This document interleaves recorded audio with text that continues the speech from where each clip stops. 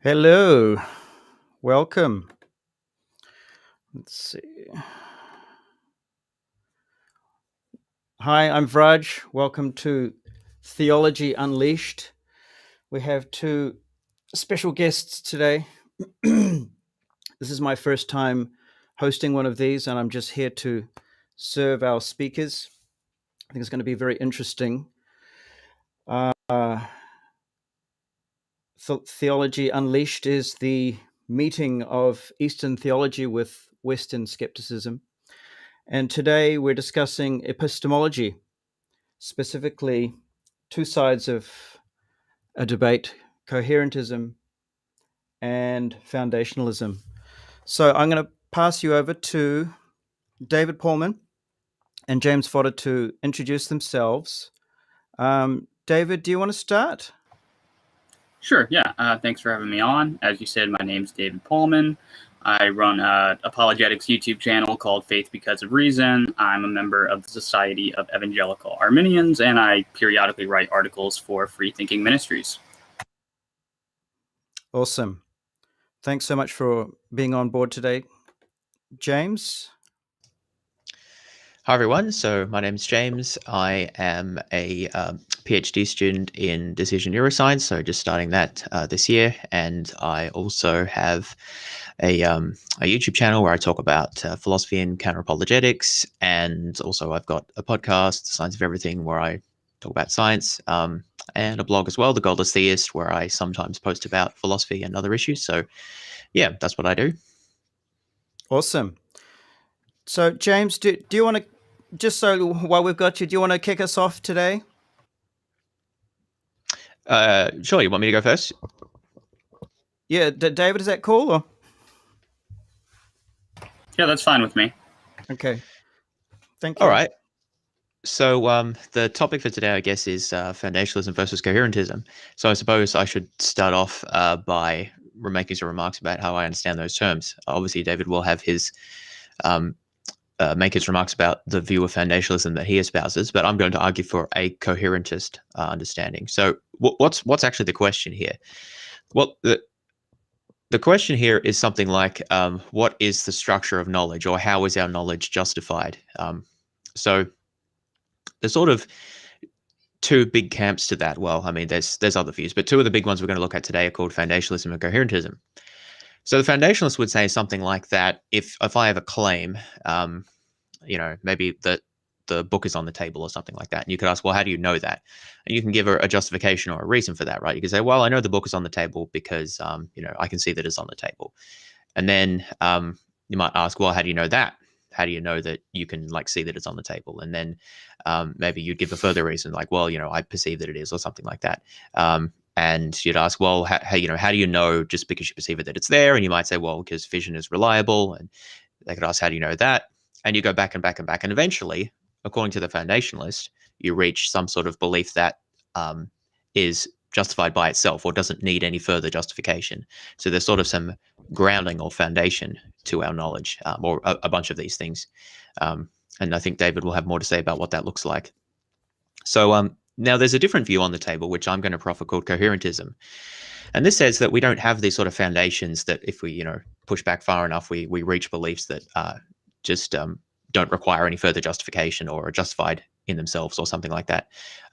Coherentism says that knowledge isn't like, pillars that go down and reach a foundation. It says that knowledge is more like a web. A set of our beliefs are sort of connected together in a web-like structure that has a degree of coherence, is the term that's used. And basically the idea is that our beliefs are justified to the extent that they form a coherent belief system. And the greater the coherence of the belief system, then the more they're justified. So I'll have more to say about what I take that to mean in a moment, but I just wanted to put the basic ideas out to start off with about what we're actually discussing today. So we have different views about how knowledge works and how it all fits together. So let me then start my side of things by talking about just sort of how I see some of the issues and where I come to the question. And won't necessarily get into all the detail to start off with. Obviously, that will come out in the course of the discussion. So to start off with, I think one thing we have to think about is, what does it mean to know something? So what is knowledge? And obviously, there's been a lot of discussion in philosophy about this, how to define knowledge. So a traditional view is that knowledge is justified true belief. So belief is, some sort of cognitive or mental state that you hold with respect to, say, a proposition. And obviously it has to be true for it to count as knowledge, but also it needs to be justified. So you have to have some sort of basis for it, or something that counts in favor of believing it, essentially, a reason. Now, there's been criticisms that that's not sufficient, and then there's sort of other there's something else you have to add to that to get to knowledge. But I don't want to get too distracted by that for the moment. I just want to focus on the idea that knowledge is justified true belief, and then ask the question, what do we mean by justified? What is justification? Because that's sort of fundamentally what we're asking about. What does it mean for something to be justified? In virtue of what is a belief justified? So a foundationalist will say something like a belief is justified if it is justified by a further belief, and then push that back ultimately to sort of some foundations. Whereas I'm going to say something different as a coherentist. I'm going to say that beliefs are justified when they're part of a coherent set of beliefs. So that is, I think, a starting point to understand what the dispute is about. It's about the nature of justification in terms of how that fits into knowledge. Now, there's some more things I could say about the status of justification. I think I might save those for if this comes up, because I don't know whether this is going to be relevant or not. But I do think that I'll just say that at this point, I think that it is important that we think about why justification is valuable. Why don't we just say, well, we're going to go with true beliefs and forget about justification? I think that can be relevant if we're trying to assess which theory of justification is better. But I'll leave that for the moment, and then talk about why I think that a coherentist view of justification is preferable to a foundationalist one. And then David can take the opposite view, and then I think we'll discuss from there. So why do I prefer coherentism over foundationalism? Well, it should be said that there are different forms of coherentism, different forms of foundationalism. So I don't want to preempt David in terms of exactly what he's going to defend. I would say that from my point of view, the biggest challenge of foundationalism is to identify identify candidates for foundational beliefs for things that we don't think require any sort of further justification. Because obviously if it does require like further justification outside itself, then it doesn't seem like it's foundational. And then, so that's one issue, like how can we identify those? What criteria need to be met in order for something to count as foundational, and why does it not require a further justification or further reasons and so forth? So that's obviously one issue, is giving an account as to how that works. And I've not been entirely persuaded by accounts that I've seen to that effect. So that's one issue.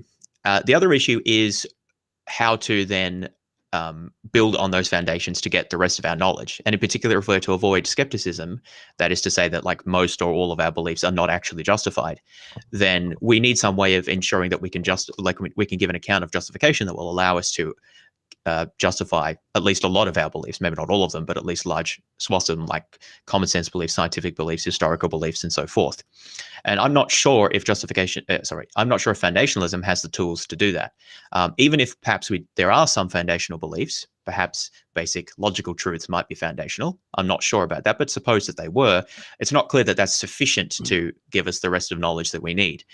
So I guess the two sides to it from my point of view about foundationalism are the status of foundational beliefs, and also then the sort of sufficiency and how we get from whatever foundations do exist to the rest of our knowledge. I think that those are difficult to address, and I've not been persuaded by the answers, but I won't preempt particular answers until David gives an account there.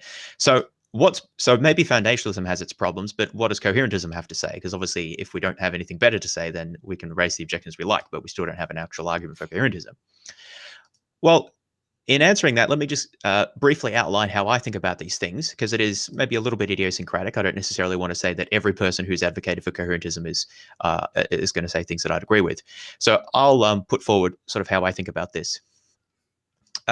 So when I talk about the coherence of a set of beliefs, I think about that as broadly as something like explanatory coherence.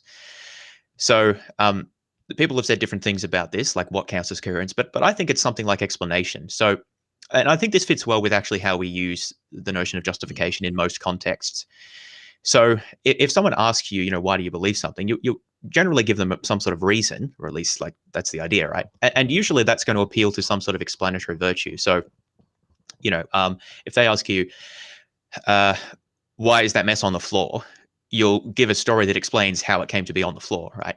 Or in science, what we seek to do is to explain a body of data with respect to some postulates or a set of postulates that construct a theory that explains the data.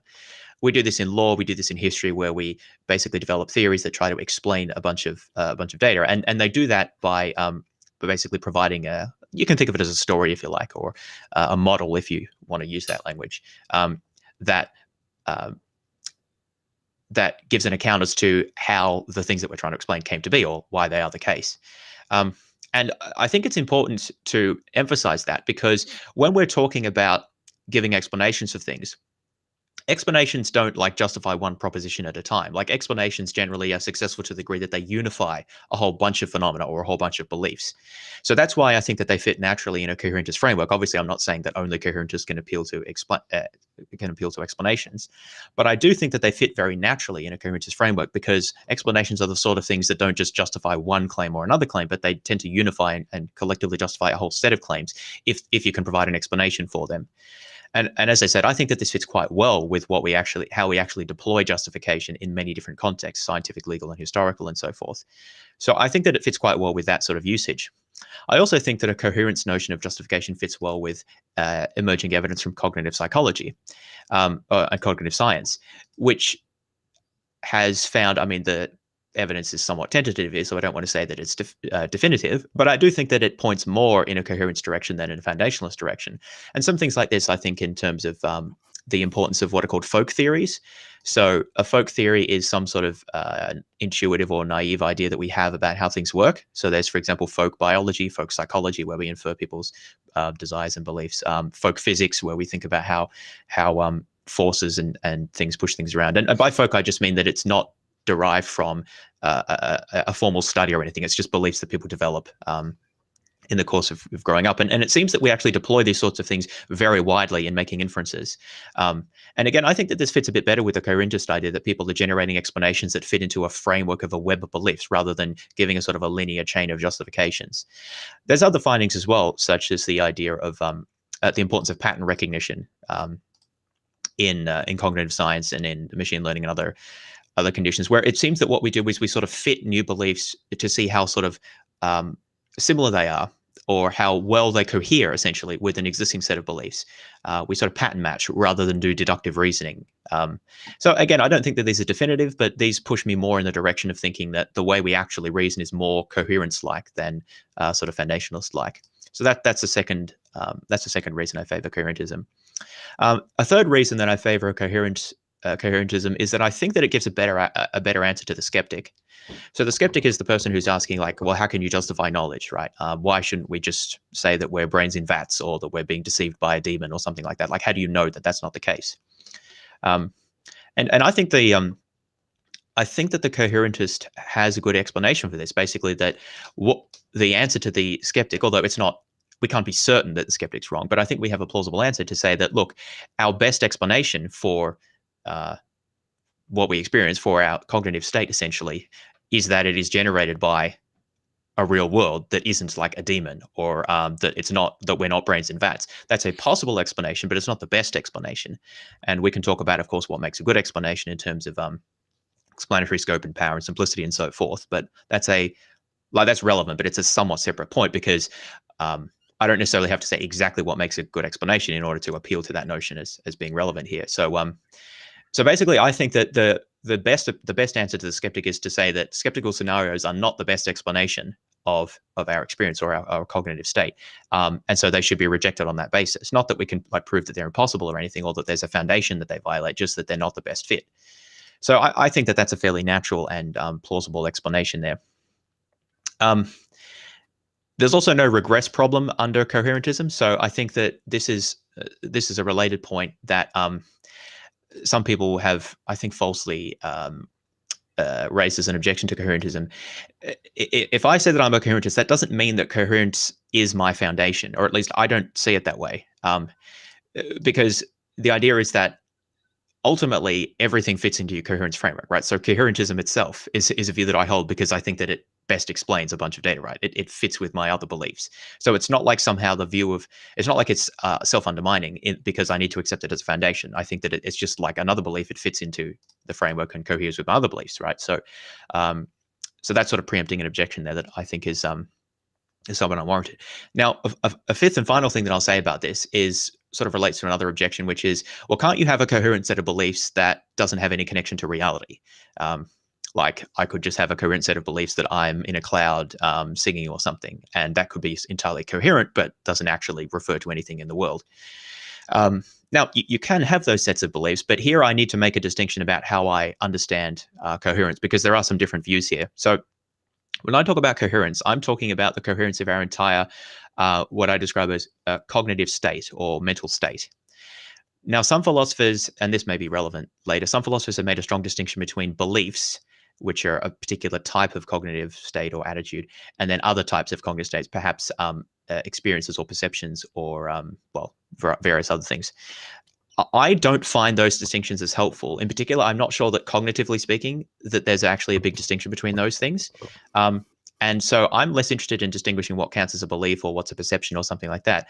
And what I'm more interested in saying is that I think that overall, our beliefs need to provide a coherent need to coherently unify and provide a coherent account of our entire cognitive state. So this includes things like my current perceptions, as well as memories and my beliefs about things.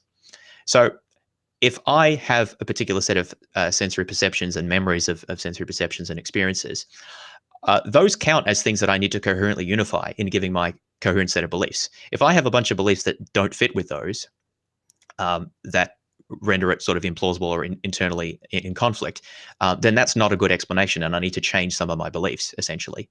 Now, I should say that I may also end up rejecting those experiences. I might think, well, I may have been mistaken about those experiences. So I'm not saying that there's one thing that you treat as a foundation and then everything else has to adjust. Anything can adjust. The point I'm simply making is that nothing is immune to this sort of approach. So when I'm thinking about coherence, I'm thinking about that in a sort of a fairly broad way, that our cognitive state needs to cohere. That is, we need to have a good explanation as to why we have the cognitive state that we do. So, for example, someone might say, look, the reason you have the cognitive state that you do, which includes like perceptions, experiences, beliefs, is because there's a demon that's deceiving you to believe all of these things. Now, I don't think that that's a good explanation, because it doesn't actually, you have to postulate the demon, and it still doesn't tell you why you have the particular experiences. You have to then give an account as to why it's deceiving you in these particular ways. I think a better explanation is to say that actually there's a reality that has these properties you're interacting with. That's a better explanation. So that's kind of how I see it as working, where it's more providing an explanation for your cognitive state, and that's a way we get sort of empirical input, because you can't just sort of decide to ignore your experiences from that point of view. Now, you may decide that they're non-veridical or that you're mistaken, but they need to be considered. So that's sort of the main things I wanted to say. Let me just quickly review those. And of course, my Word document that's helping me here has decided to bug out. But if I can recall, I think I said that I think coherentism fits well with sort of common practice with how we give reasons and justifications. I think it fits better with cognitive science that's emerging about how beliefs actually work. I think that it provides a good answer to the skeptic. And I don't think that it suffers from a sort of a self-referential or incoherence problem of like being a foundation when it doesn't have one, because I don't think it is a foundation. It's just another thing that we believe. And I don't think it suffers from the problem that it can't incorporate sort of empirical content, because I think of it as being providing a coherent explanation of our entire cognitive state, not just beliefs, and somehow other things don't count. Yeah, so that's, I think, what I wanted to say for opening remarks. And yeah, look forward to the rest of the discussion. Great. Thanks, James. Want me to take it? David, yeah, if you need any clarification on any of that, or you just want to launch into your own? I will launch into my own, but let me just Yeah. kind of preface it by saying that I appreciate just you laying that out, James. We may be closer together than some people would think on this, and so we can talk about it.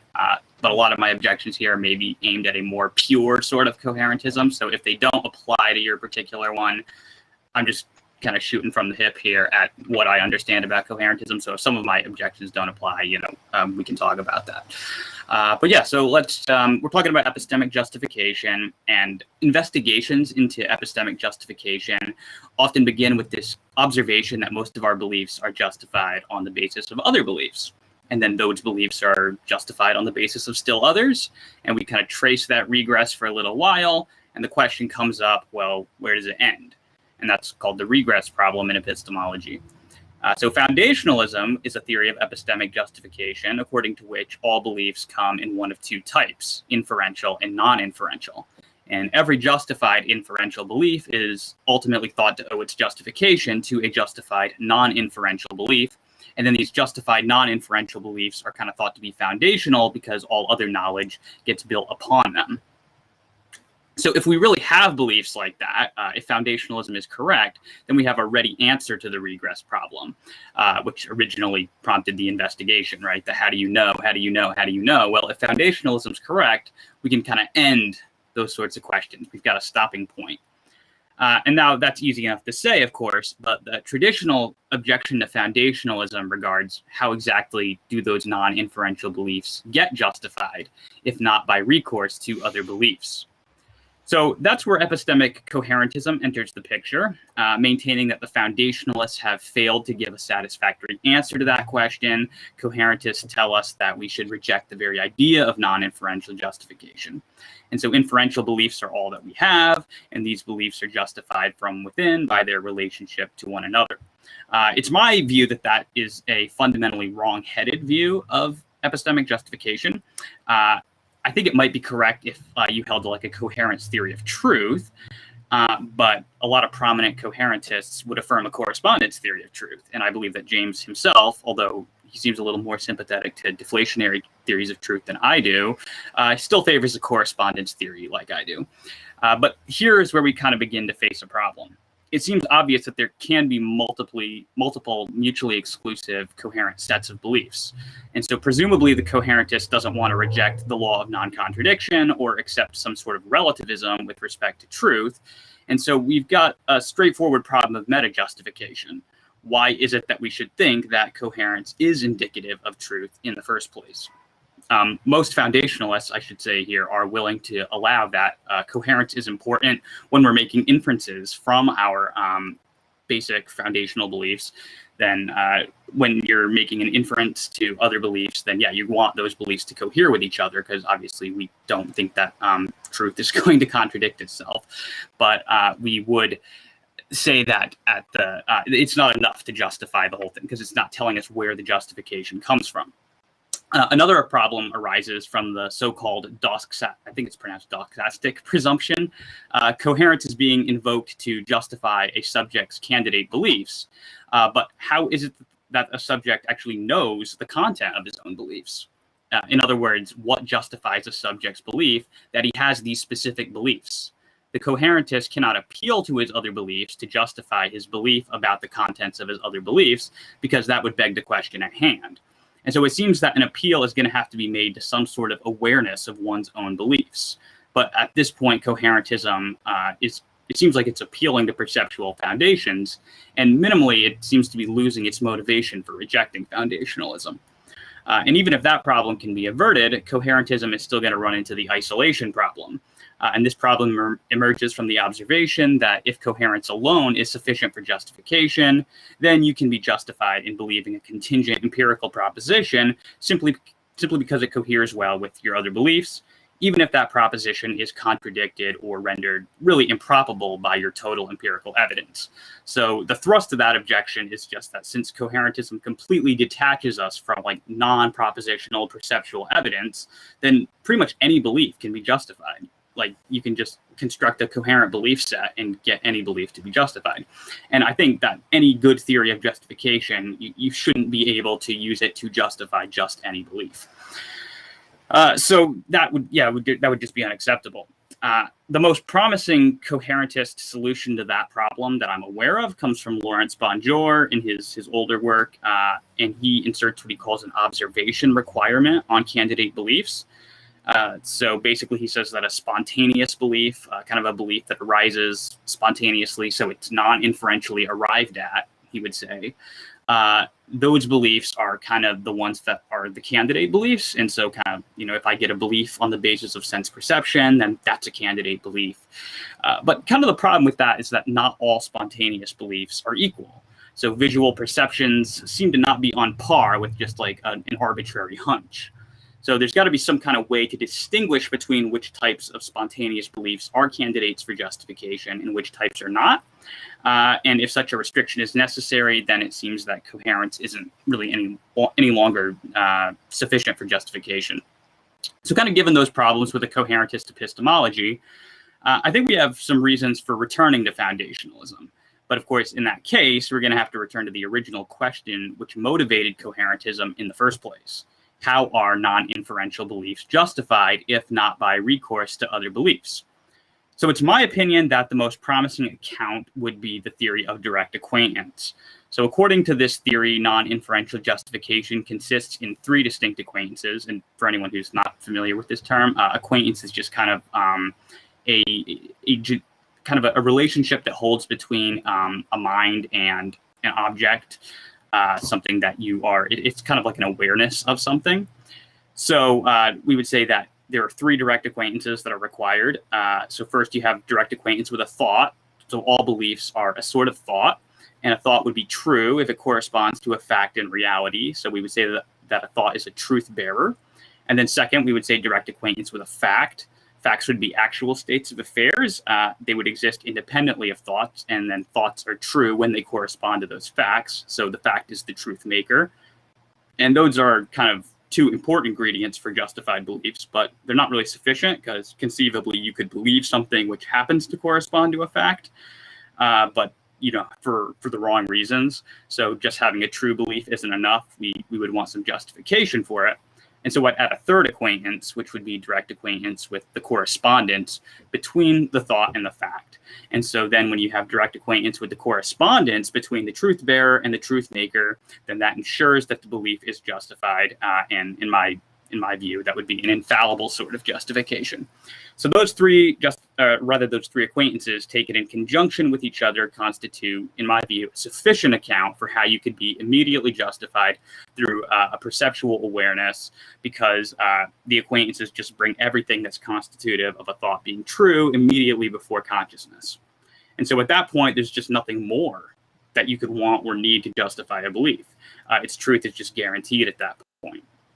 So direct acquaintance is not itself a belief. It relates a subject to a fact in such a way the subject is aware of the correspondence between his thought and the fact that makes it true. And so, in my opinion, that's how non-inferential justification happens. Acquaintances, they just connect the subjects directly to the truth makers of their beliefs, and all of that could seem a little complicated, but the basic idea here is rather simple. You can just think of the belief that you've got a headache. I don't infer the belief that I have a headache from another belief. It's a fact I'm directly acquainted with. I'm directly acquainted with my belief, and I'm directly acquainted with the correspondence between those. I don't have to turn to any other beliefs to justify the belief that I'm in pain. And so I don't think coherentism can be said to look very attractive all on its own, and it depends heavily on the failure of foundationalism in order to be motivated. And so I've argued that the primary coherentist objection to foundationalism can be answered, and so that therefore coherentism should be rejected in favor of foundationalism.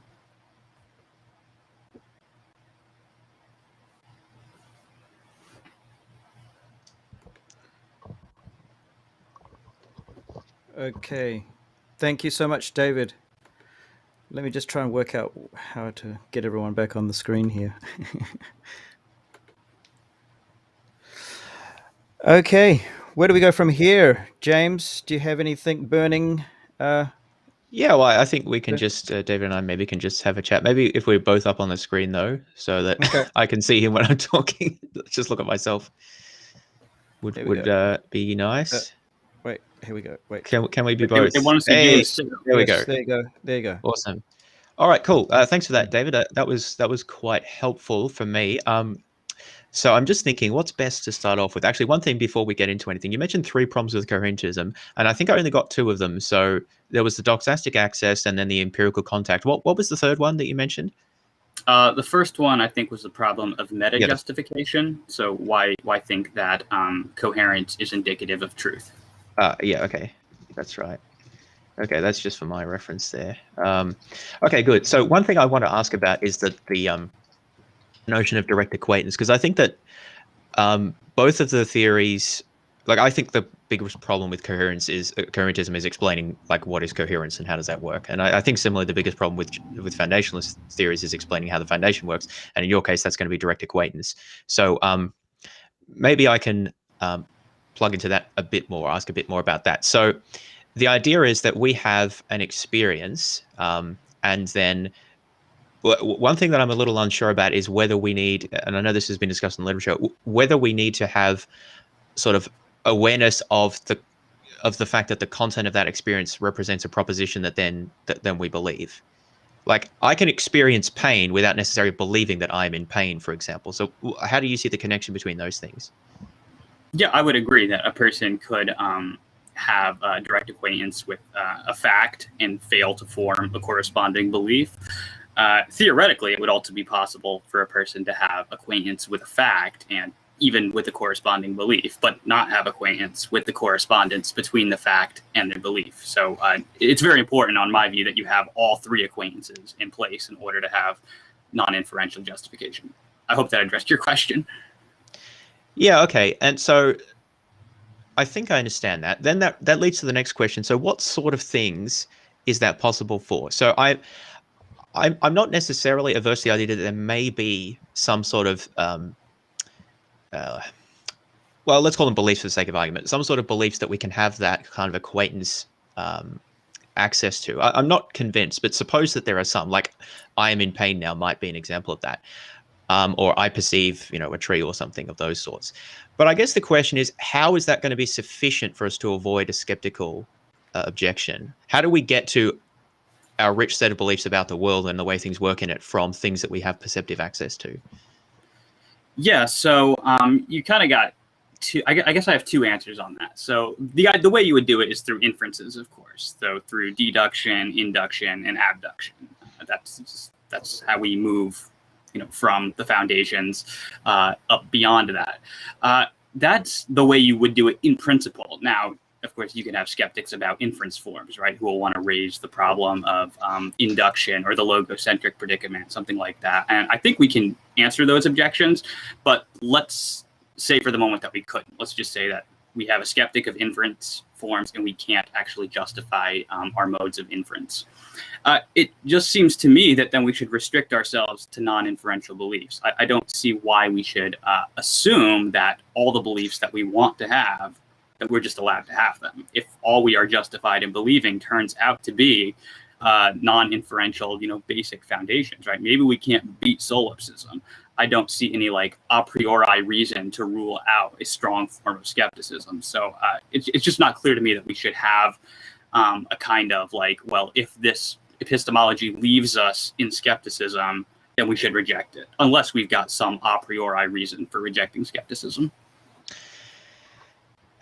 I don't know that it has to be a priori, but let's put that aside. I think that's interesting. So one comment is that a lot of epistemologists would take that sort of, would say that if a view of justification leads us to that position, then that would count against it. Now, I mean, you can obviously disagree with that, but I would tend to say something like, if we can't actually give an account of how most of our knowledge works, it's probably not a very good theory and we should seek alternatives.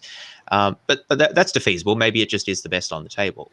But I guess the other thing would be, it seems to me that there are definitely people who claim to be have a direct acquaintance with, well, many sorts of things, like moral propositions or mathematical propositions, or even, the existence of material objects or the existence of God. Like there's all sorts of claims out there. Maybe they don't use precisely the same language that you would, but I think at least it sounds fairly similar, of having some sort of direct access to something or a direct acquaintance with it. I mean, I don't know how you sort of countenance those claims. It just seems to me that the more we give as direct acquaintance, the less plausible this account gets. So I guess I'm pressing at what counts as sort of direct acquaintance? What are the boundaries of that? I'm not saying you have to define it precisely, by the way, but yeah, just a bit more. Sure. So for myself, I put those at basically perceptions and simple analytic truths. So that's all I, for myself, can say that I have direct acquaintance with. But I'm also willing to allow that maybe somebody could have direct acquaintance with something else. I wouldn't be in a position to know, because those are the boundaries of my own direct acquaintances.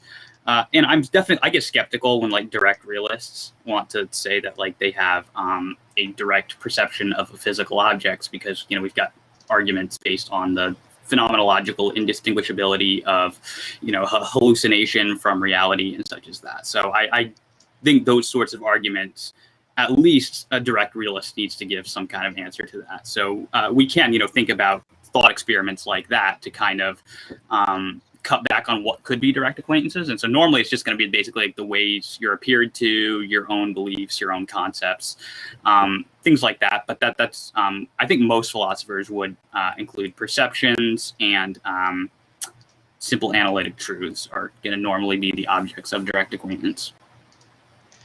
Okay, yeah, so that I think satisfies that concern somewhat, because I think that the more expansive that gets, the less plausible it is. I think those are more plausible. Let's talk a bit about that then, because I'm still thinking about how to best what the best way to think about those sorts of things is. Let's say perceptual experiences, to take that as an example. I'm not sure though that I would be comfortable with saying that we are justified in believing those without further appeal to anything. In particular, I guess what I'm concerned about is the connection between the experience and our the experience itself and our knowledge of that experience, or our belief about the content of that experience. So let's say that I'm experiencing pain. Now, I wouldn't describe that as a belief. And I don't actually think that you can justify any particular belief on the basis of that you are experiencing pain. You might say, well, what about the proposition I'm experiencing pain?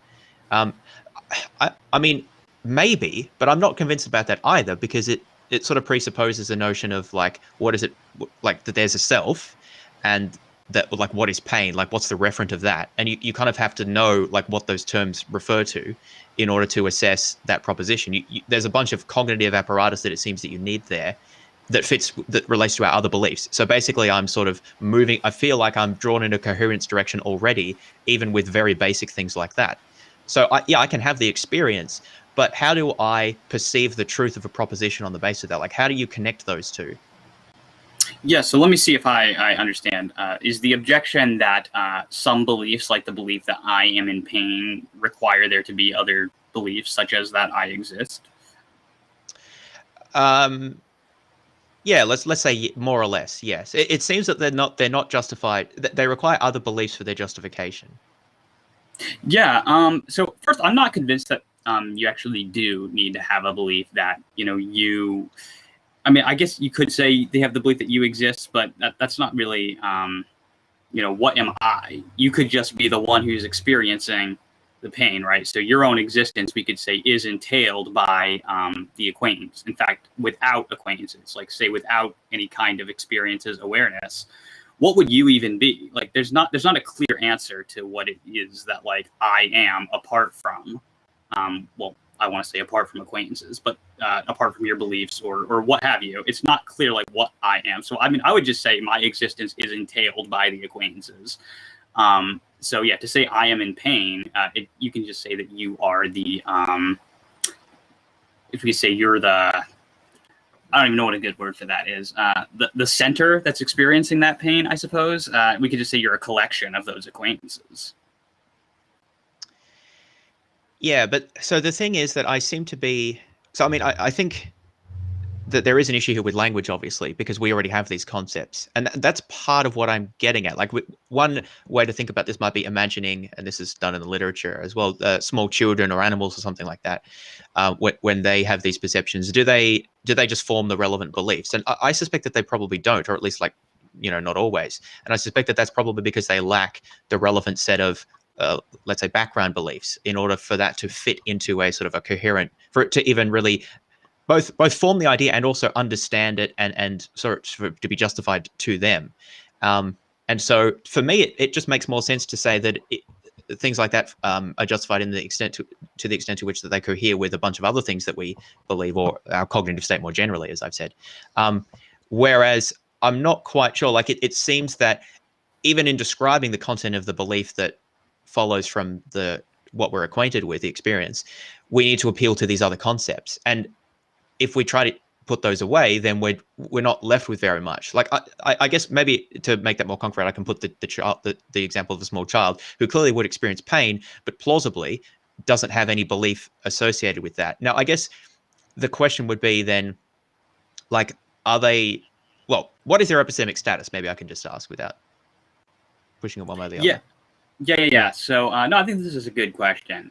So Tim McGrew makes a distinction between a propositional belief and I think he calls it a doxastic belief. But in any case, he would say that you have a belief, which is basically just this or that, whatever it is that you're experiencing. And so it's almost like a proto-belief, but because it's not exactly a proposition. But so he would say, I think that it's hard, obviously, to analyze a child, but you could say that they have kind of a doxastic belief about whatever it is that they're experiencing about their pain, let's say. And so to the extent that you would want to count that as a belief, it would be justified. But maybe because it's not a proposition, somebody wouldn't want to count it. Does that make sense?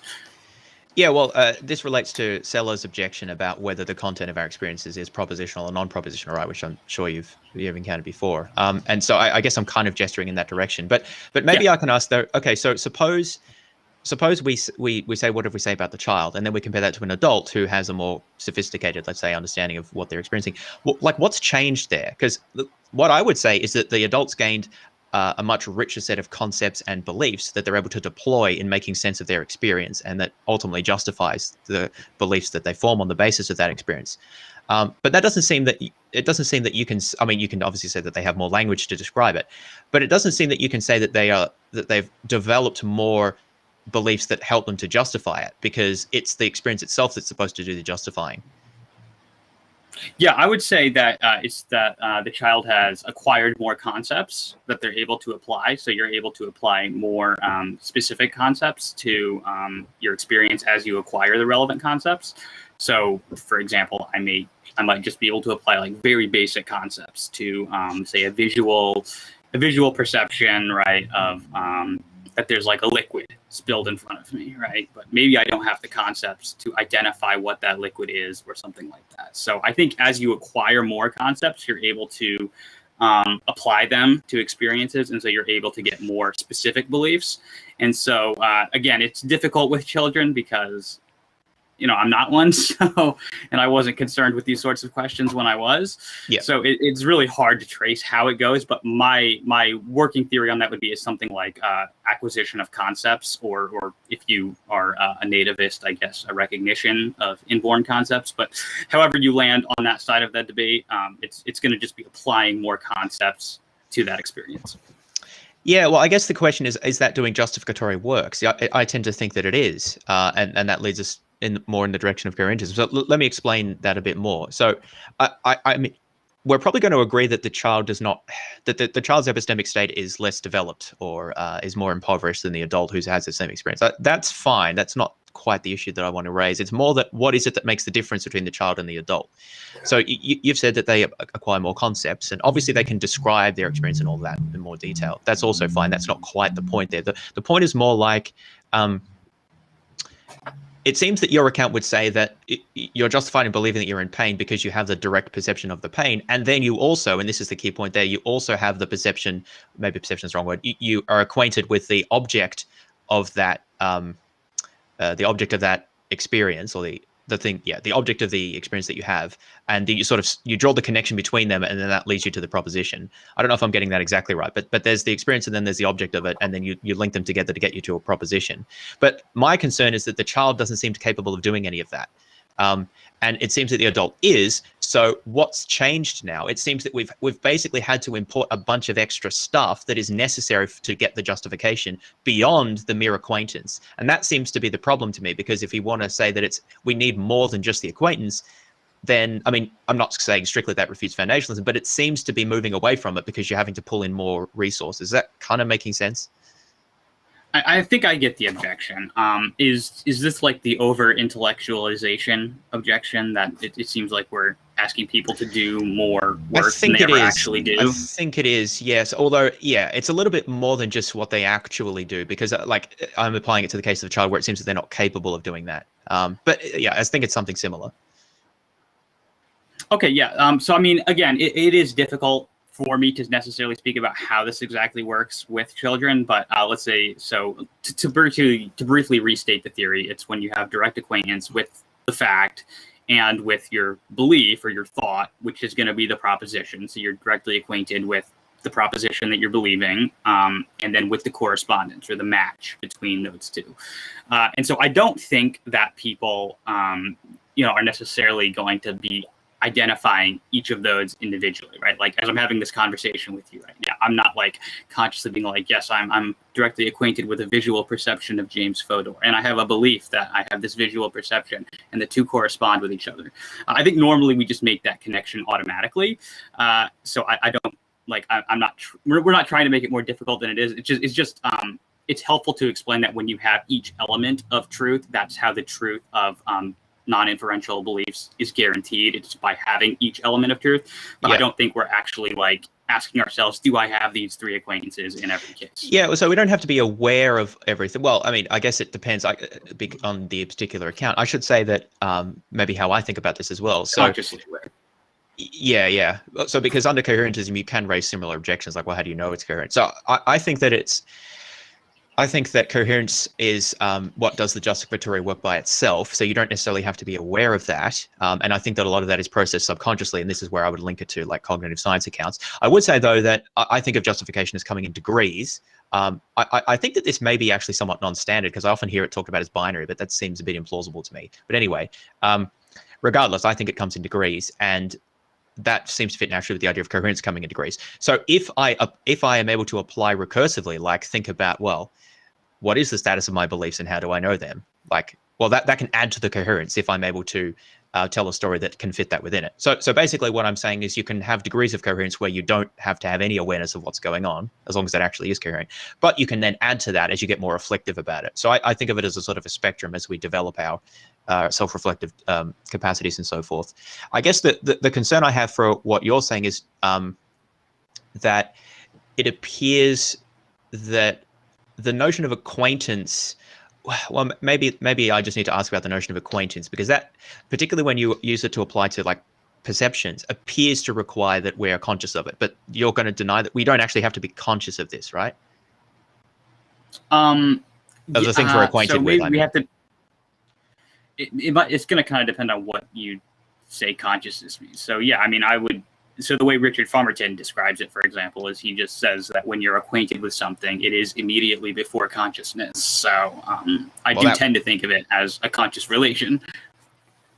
Well, okay. So that seems to add some difficulty to it then, because so if we're going to say that it has to be something that we're consciously aware of, then how do we, like, we're just not consciously aware of this when we're doing stuff. Like when I form a belief about objects or whatever else, I may perceive the object, but I don't think that I'm acquainted with my belief. Like you said, we have to have the perception of the truth, the belief about it, and the connection between them.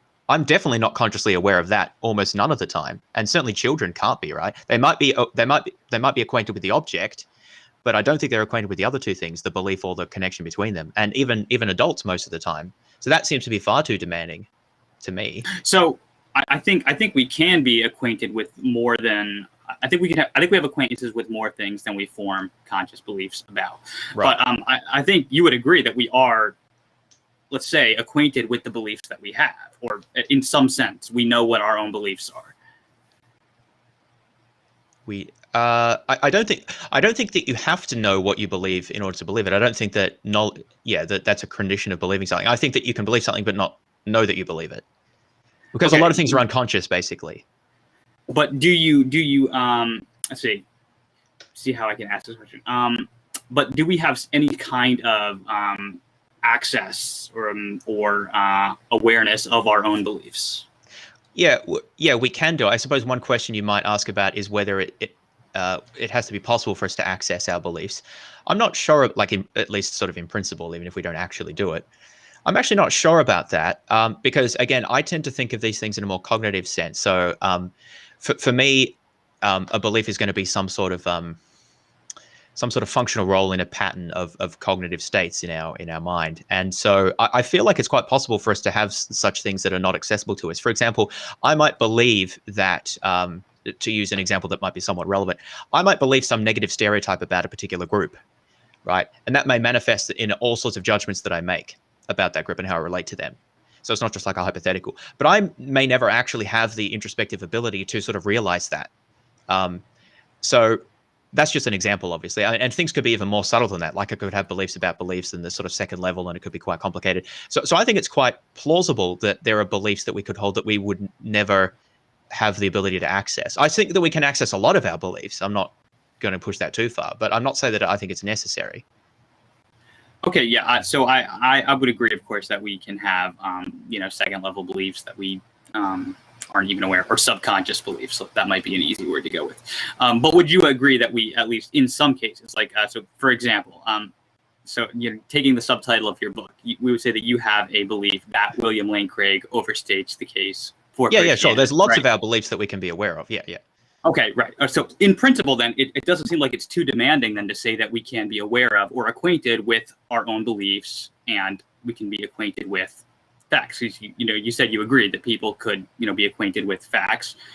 So it seems like it's not too demanding to say that we're also acquainted with our own beliefs.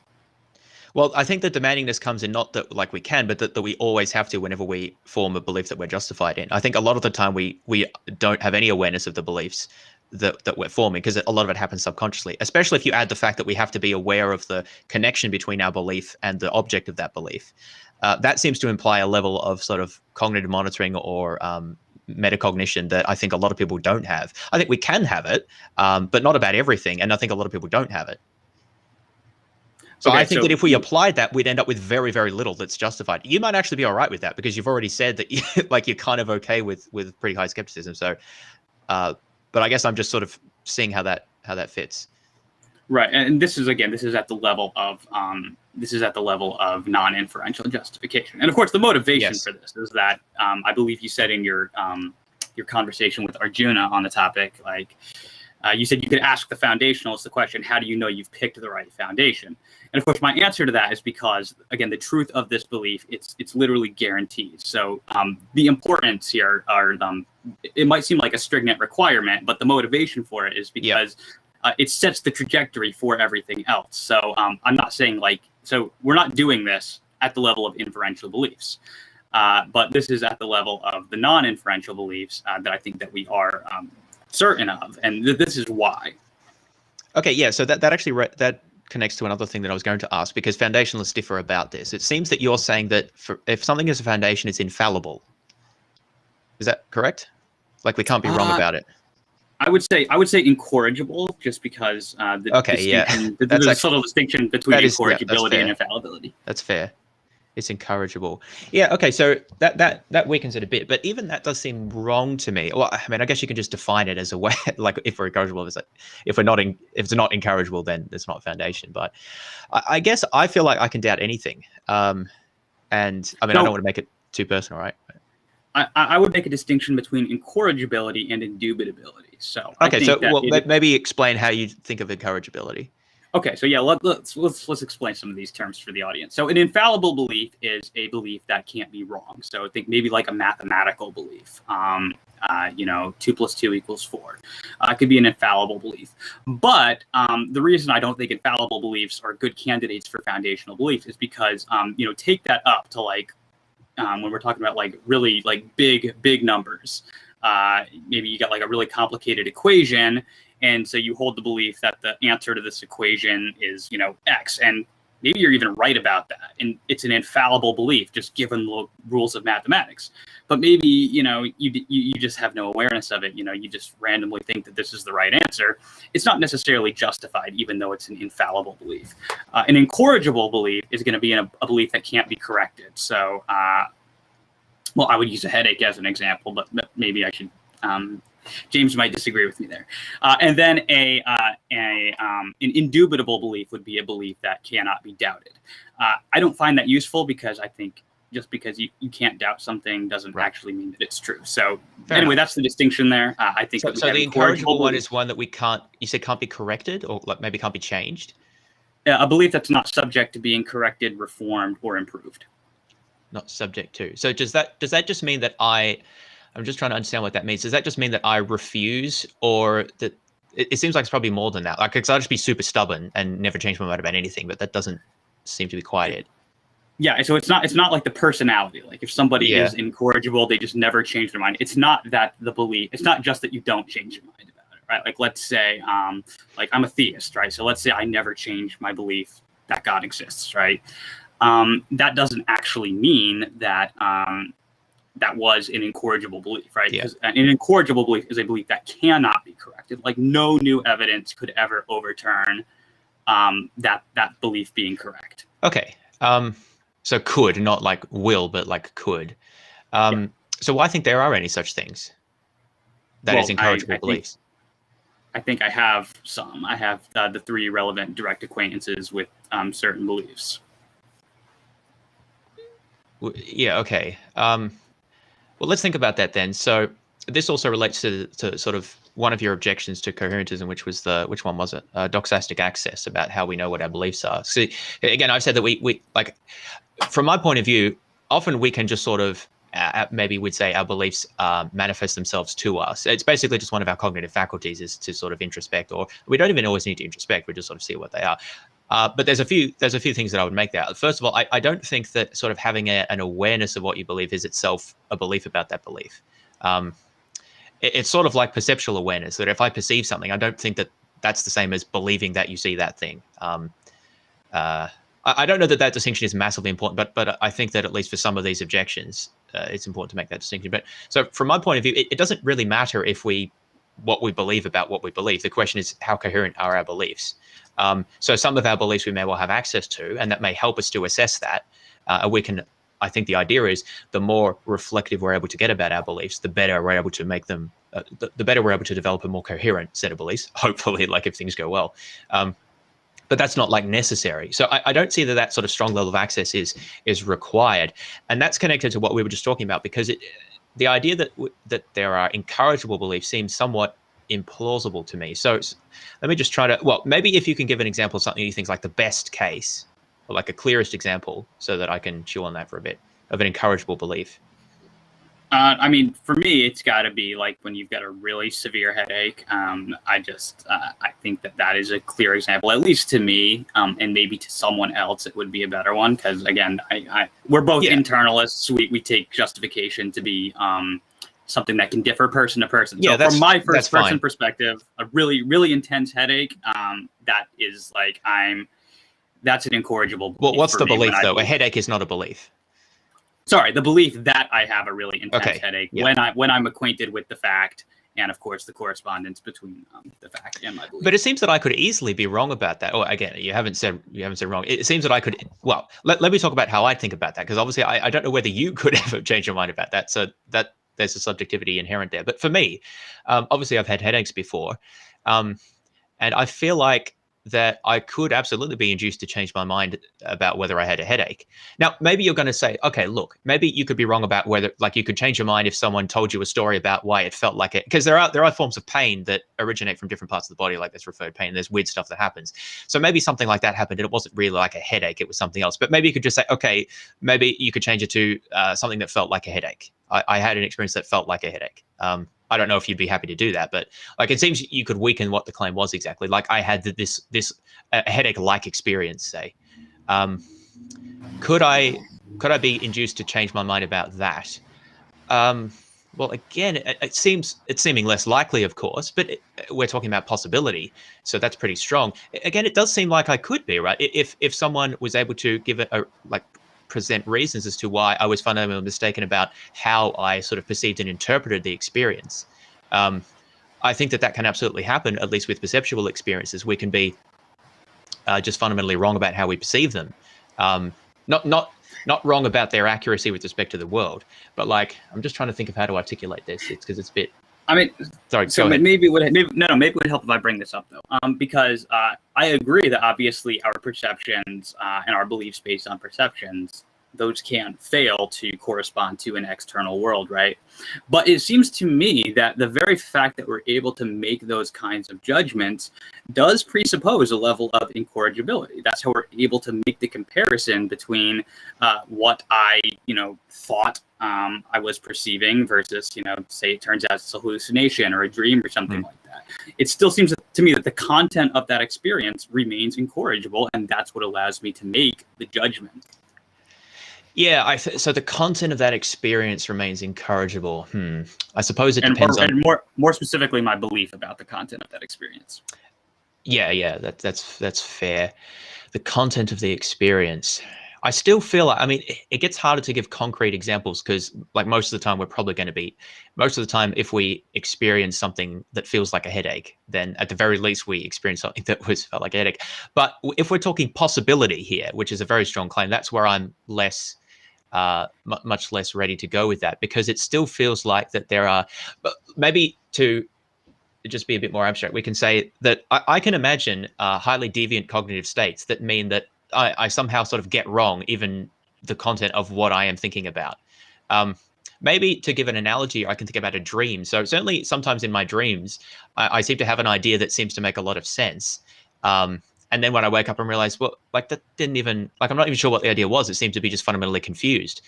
Not just like that, not just that the dream doesn't refer to something. I'm making a stronger claim than that, but that the idea itself that seemed incorrigible or like clear and distinct in the dream, outside the dream seems to just be like, doesn't make any sense at all. It seems that I was even wrong about the content of the idea, perhaps.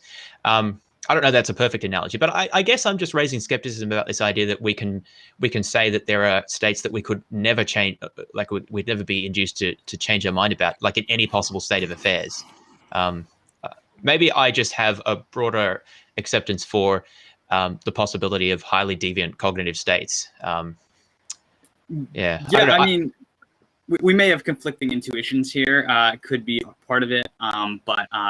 It just seems to me like when you say like maybe we could have like a headache-like experience, and so to say it's an experience that is phenomenologically indistinguishable from a headache is just to say that it is a headache to me, because it's like it doesn't make sense to me to talk about a state of affairs that is objectively a headache or not. To me, when I talk about a headache, I'm just talking about the phenomenology of it. So like a headache-like experience. That's helpful, actually, because I think that, that relates to what we think that language is doing, because that's part of my concern about the incorrigibility, right? Because we can actually find out that the way we're using words is wrong, or at least in principle that we can find that out. So although the experience remains what the experience was, that's the fact of the matter, right? Our beliefs about it could be wrong. So actually, for example, suppose that and I'm pretty sure that someone said this in literature somewhere. I seem to recall an example like this, but like I say that I have stomach flu, which isn't a thing, right?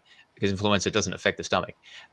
But I have a set of experiences that I associate with stomach flu, and I've learned that since I was a child or whatever.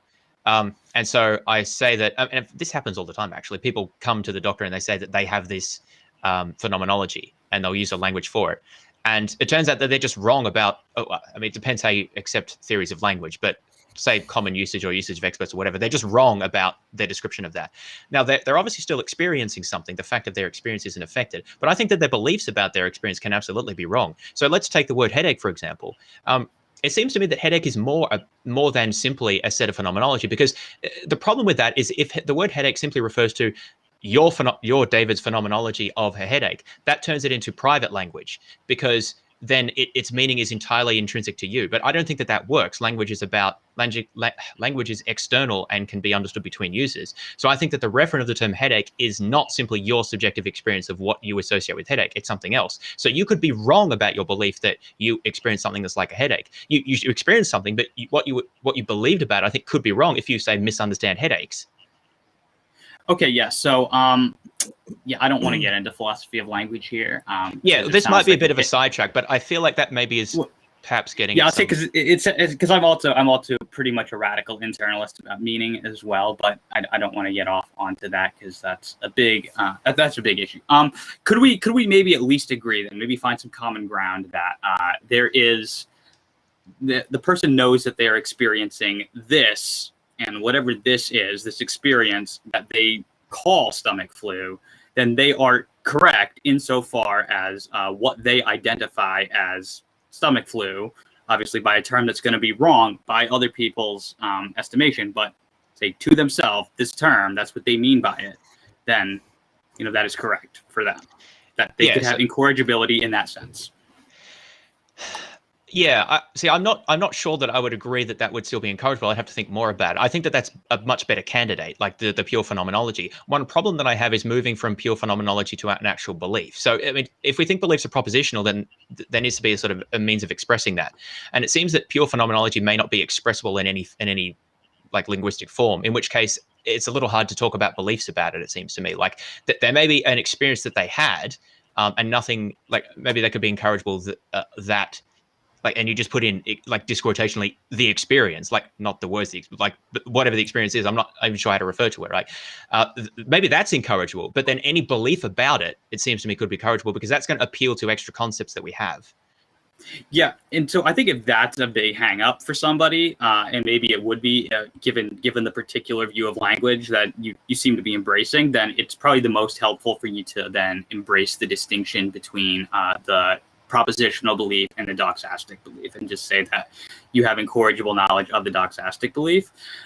For my view, propositions and so therefore beliefs, these are also things that are internal to us. So meaning is not determined externally; it is also determined internally. About meaning as well. I don't think that's not how I understand the concern about the objection. The point I was making about is about language. I don't think language is entirely internal. I don't think that makes sense. Yeah, I would agree, but language is just an expression of a proposition, right?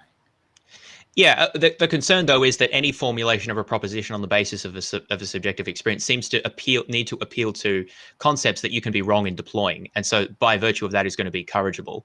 Now you might say, yeah, but the experience itself might not be. But I don't think that the experience itself is a belief, and so I think that that's where I'm different. Because remember, you've identified the. Sorry, go ahead. No, I was just saying I agree with you that the experience. Yeah, because there's the what is it?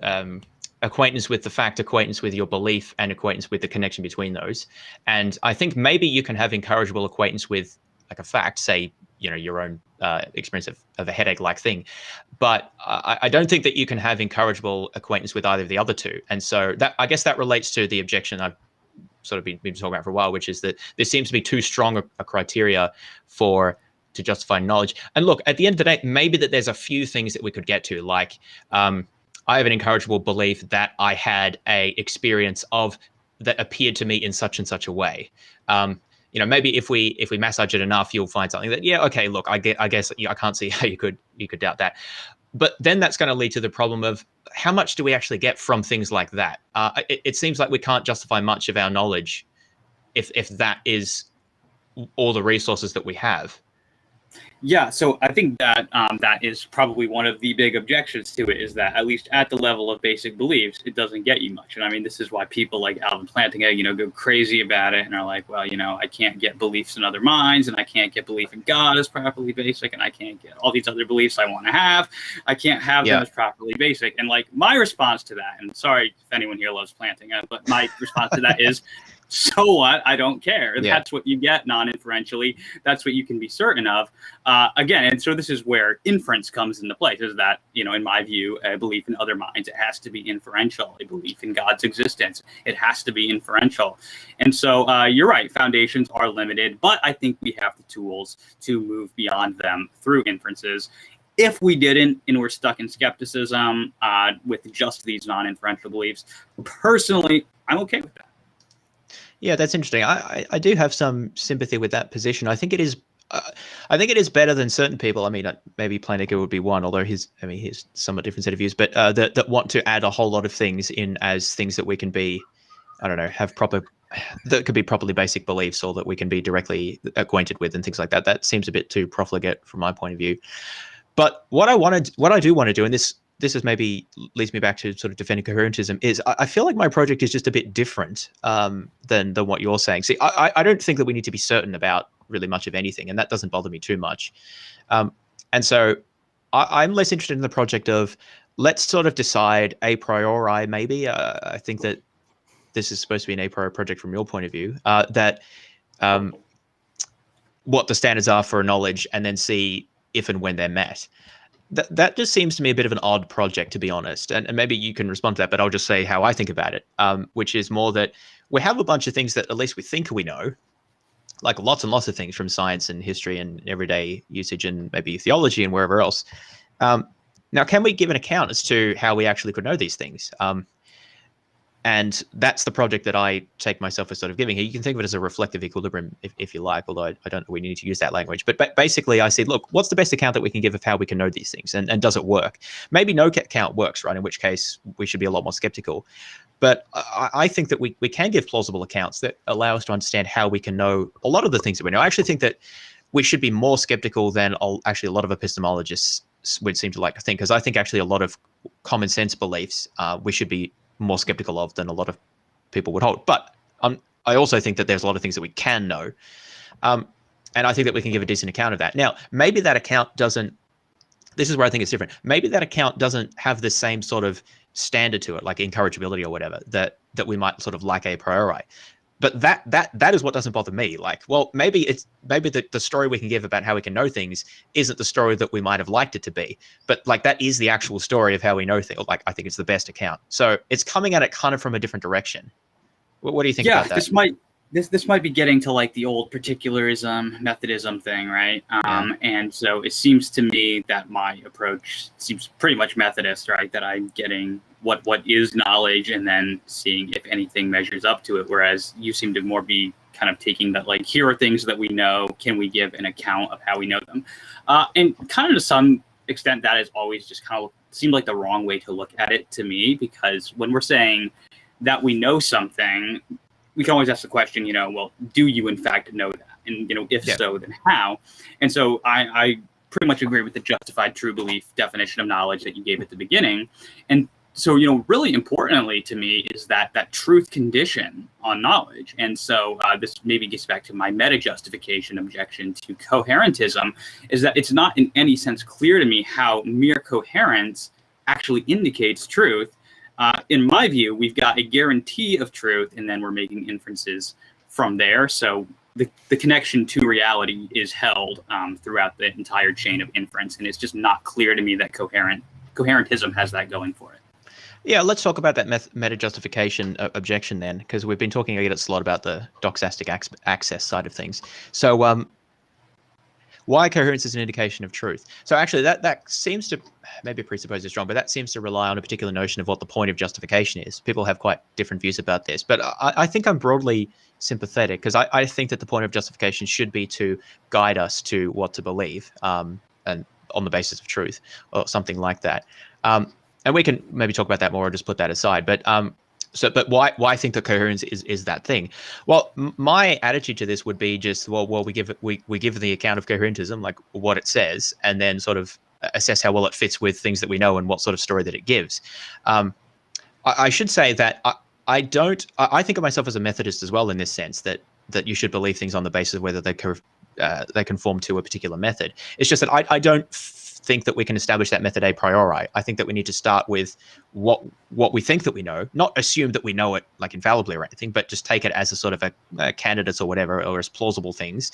Because there's a whole bunch of knowledge that I think I have about the world, and I'm not just going to give it up because of very otiose, abstract, like Cartesian concerns, right? I think I would need better reasons to give it up than just those worries. But I do also think that those worries need to be considered. So I think of I don't believe in a first philosophy where we just sort of sit down and do a Cartesian sort of thing. I think that we start with where we're at and we say, look, I think I know a bunch of this stuff, but how do I really? Well, we need to give an account of that. And so we try to develop our account. But we rely on like that knowledge to construct the account. So that's why it's a posteriori, like we don't do it a priori. So we see if we can come up with a story about how all this works. And I mean, that's what coherentism is essentially. It provides a coherent story of, from my point of view, of how knowledge is justified. So the idea would be, I mean, I know this is not going to be very satisfactory but the thing is, we're actually asking for what justification is. So I'm going to basically give a coherence account of why coherence is good, and that's not going to be persuasive to someone who's a foundationalist. But I guess the point is, and this shouldn't be surprising, I'm not going to appeal to a foundational principle in virtue of which coherence is the best account, because I don't believe that that's how it works, right? So if that's what you're going to ask for, then obviously I'm not going to provide that, because that wouldn't even make sense under my own view. I think coherence provides the best explanation of how knowledge works and how it's deployed as a concept and how we use it and so forth. So that's why I think that we should use it. Okay, I had two questions on that. I wanted to get a little bit into Timothy Williamson and knowledge first, but maybe I should go. Maybe I should go here. So, what's the answer to the question then? If the question is why think that coherence is indicative of truth, is the answer because the belief that coherence is indicative of truth coheres with your other beliefs? No, that's not quite the answer. I mean, I think that needs to be part of it, because otherwise there'd be a self-referential problem. But the answer is because I think coherence gives us the best account of of why we hold a whole bunch of things to be, not why we hold them to be true. That's not a good way to say it. It gives us the best account of the justificatory structure of our knowledge. Okay. Yeah, I'm just trying. Maybe I can expand on that a little bit. So, because I think we need to think a bit about truth here, right? Because if we think of truth as correspondence, which I'd lean to, and you accept as well, so that we can go with that, we need to sort of ask, well, what's the nature of that correspondence relation? And we might say, well, I have a belief that has some sort of propositional form, let's say, and there's some sort of notion that corresponds to some set of facts or states of affairs or whatever. Now, I think about that slightly. I mean, I think that's broadly true, but I tend to think about it more on the level of systems of belief or webs of belief rather than individual beliefs. And this obviously fits with the way that I think that justification works at the level of system, like sets of beliefs rather than single beliefs. So what I'm going to say is not like does a specific belief correspond to a specific bit of reality. I think that's actually a little bit hard to even explain what that means. It's more like, does a system of beliefs, so let's say Newtonian mechanics or quantum mechanics or those are just clear examples of systems of belief, but you can give others as well that aren't scientific. Do they correspond to reality? And so what we do is we look at the system, the web, and how it works, and then establish some sort of correspondence relationship to some sort of set of things in reality. Now, obviously, we can argue about how does the correspondence work, but putting that to the side for the moment, that's what I see that's what it is to be true. It is the point that there's a correspondence between a system of beliefs and sort of a bit of reality or parts of reality, aspects of reality. So I think the point is, I think this is not a coherence theory of truth, just to clarify, because I'm talking about correspondence. But I think that the notion of a coherence theory of justification actually makes a lot of sense of this, because the whole point of an explanation of coherence is that I think it's an explanatory notion. So a set of beliefs coheres to the extent that it explains a certain set of facts. An explanation is able to make sense of why we have the sort of set of beliefs or experiences that we do have in virtue of postulating particular things. So I think that the explanatory the explanatory relation fits very well. It makes a lot of sense of actually the very notion of truth, right, to correspond to something, because basically I'm saying, look, there's this stuff out there and it interacts in a certain way. In virtue of that, we would expect all these experiences, and then we have those, right, or at least we have a bunch of them, and that gives justification. That gives us reason to think that the things that we postulate are actually true. It's the notion of explanation that's doing the work there I'm trying to articulate.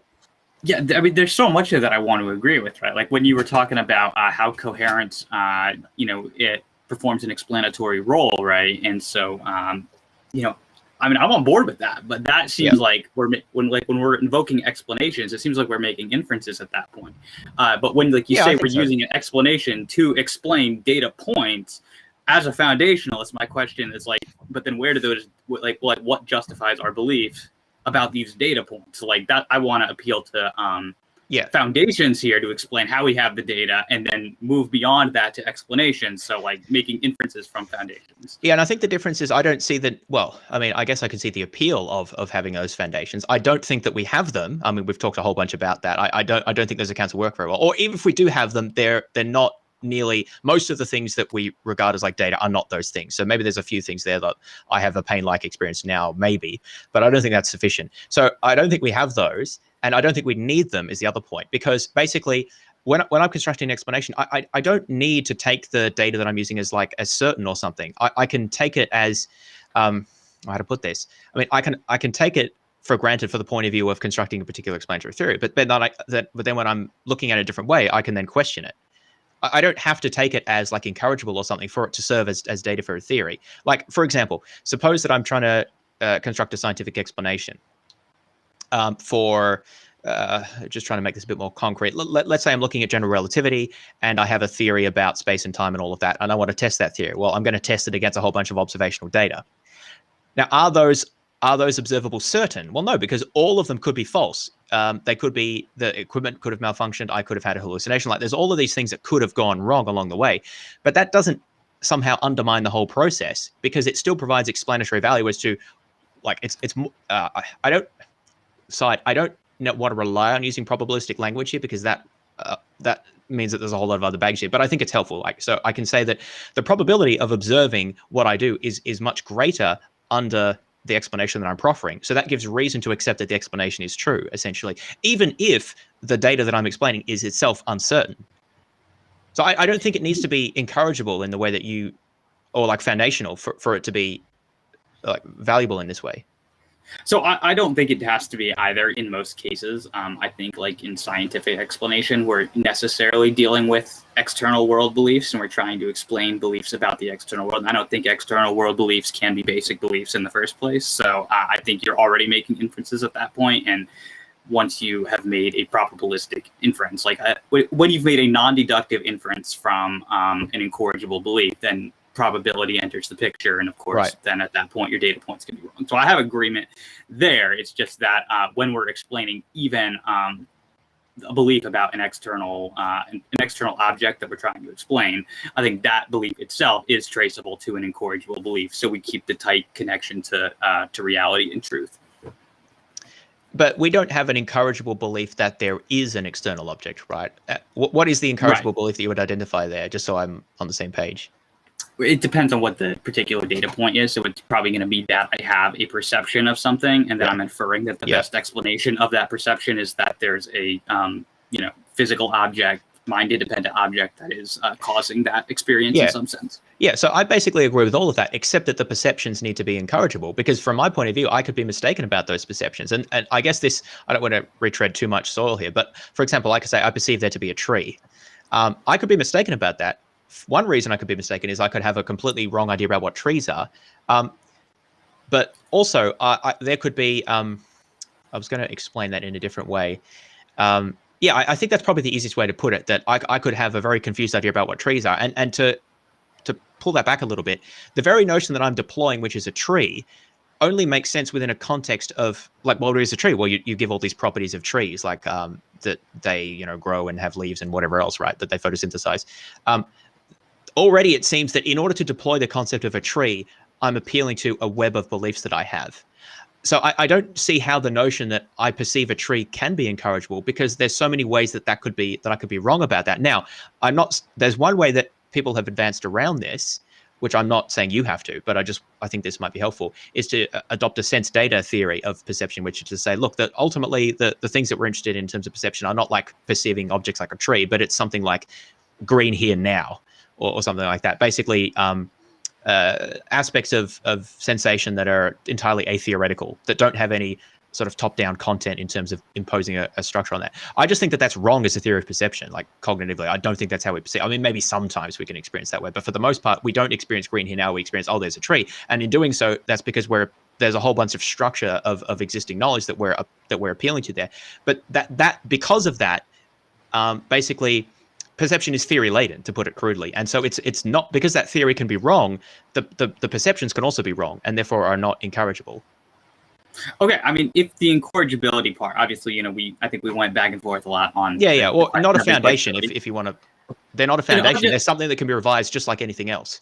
Okay, I just want to say the foundationalists could, in principle, agree that the points don't have to be incorrigible, right? In my particular classical foundationalist model, it is going to have to be incorrigible. But I mean, most foundationalists today are fallibilists, so they're going to want to agree with that. I don't see the need for it, and I personally think fallibilist foundationalism has a host of other problems that I would have raised if I wasn't debating a coherentist. Yeah, that's fine. I guess to just maybe simplify, because not always articulating. I'm still thinking through these things as well, right? So certainly open to being wrong about this. But yeah, it seems to me that the basic idea is that in order to have a sort of for perception to serve as an absolute foundation for at least most of the beliefs that we need, that we would like it to, let's say, or that where we think it might, then we would have to avoid this theory dependence of perception. That is appealing to a whole bunch of beliefs and concepts that we already have as shaping the perception. Because if that's true, if perception is theory dependent in that way, then the beliefs are already affecting our perception, and there's not they don't serve as a foundation. It's already sort of looping back on itself. But I just think that is in fact how perception works, at least almost all of the time. And so the idea of perception as foundation doesn't work. It's already a coherence. You've already got a coherence loop going. Yeah, I mean, I guess from my perspective, it's not really as important what role background beliefs are playing in a non-inferentially justified belief, because I don't think that the presence of having background beliefs, I don't think you're appealing to those beliefs in order to justify the belief that you have. I just think they're affecting it. So I think that they are having some kind of influence. So we talked about concept acquisition before. So when you are applying different concepts to your perception, right? Maybe as an infant, you don't have all of these concepts, and you acquire them later on. So you're able to get more detailed, more specific, justified beliefs about the contents of your own perceptions. So the fact that these concepts that you acquired them at some point, I don't think that in any way means that those concepts are now. I guess they are serving to justify the belief, but you're not appealing to other beliefs at that point. So the belief still seems non-inferentially justified. It's just that you've got more ability now. Does that make sense? The belief seems non-inferentially justified. I guess it's really going to hinge on exactly how we understand that. So let me go back a bit. It seems that if we're to say that we're acquainted with, so I perceive a tree, right? Because and therefore I'm acquainted with that. Well, you say I'm acquainted with my belief and I'm acquainted with the tree itself, I guess. It seems to me that both of those things, well, the acquaintance of the tree is not a belief, but the belief that I'm acquainted with the tree, that at least requires as justification some connection between the experience and the concept of a tree. So this actually, maybe I can appeal to this now, because this is one other thing I'd wanted to mention, the speckled hen objection, right? Which, again, I'm sure you're familiar with. But this is the idea that, look, if I see a hen that has 48 speckles, that is something that I may be acquainted with in a sort of direct perception way, but I could be wrong about that because maybe I can't distinguish how many speckles it has. I feel like we've actually been talking about this for quite a while. That's just how it's discussed in the literature, so I thought I'd mention it. But I guess the point is that, suppose that you ask me, look, in virtue of what are you justified in your belief about the fact that this hen has however many speckles? It seems that an appropriate answer would say something like, here is the content of my experience, and then I would also appeal to a separate set of beliefs about, like, what is, well, I don't know, the number 48, or the nature of speckles, or in the case of a tree, like, well, what counts as a tree? Basically, I need to compare the structure of my experience to the structure of the terms that I'm using to form a belief about the experience. And the point is, if those things, those things seem to be doing justificatory work, right? The idea that I need to appeal to these concepts in order to justify the fact that my experience then gives rise to a particular belief, like in the speckled hen case. Are you saying that a person has a justified belief about the number of speckles on the hen? Because normally the way I see this objection discussed in the literature, when Ernest Sosa and Ted Poston and people raise this objection, they're normally saying, despite being directly acquainted with the number of speckles on the hen, you don't have a justified belief about the number of speckles on the hen. But it sounds like you're trying to explain how a person does have a justified belief about the number of speckles on the hen. No, I mean, it seems to me that whether or not they do have a justified belief is going to differ on the context. But so I guess what I'm saying is, I'm trying to draw out I think the underlying point of that objection, which is, what are the sorts of features, or in virtue of what aspects of an experience are our conscious states or our perceptions foundational, or let's just say foundational. What is it about them? And it's because it seems to me that, at least for most things, maybe not the headache example, but for a lot of things like that, what we're going to have to do is some sort of inventory or analysis of the perception and compare it to a whole bunch of other background beliefs that we have. And if that's what we're doing, then it doesn't seem very foundational. Okay. So no, I think this is an important point. So what do we do with like complicated experiences, right? Like a speckled hen case, or say I've got a bookcase over here in front of me that's got a lot of books on it, and presumably I'm directly acquainted with the fact of however many books are on this shelf, but I do not have a justified belief about the number of books on that shelf. And so kind of what do we do in those cases? And this is where I think people like Poston and Sosa have mistaken a necessary condition in justification for a sufficient condition.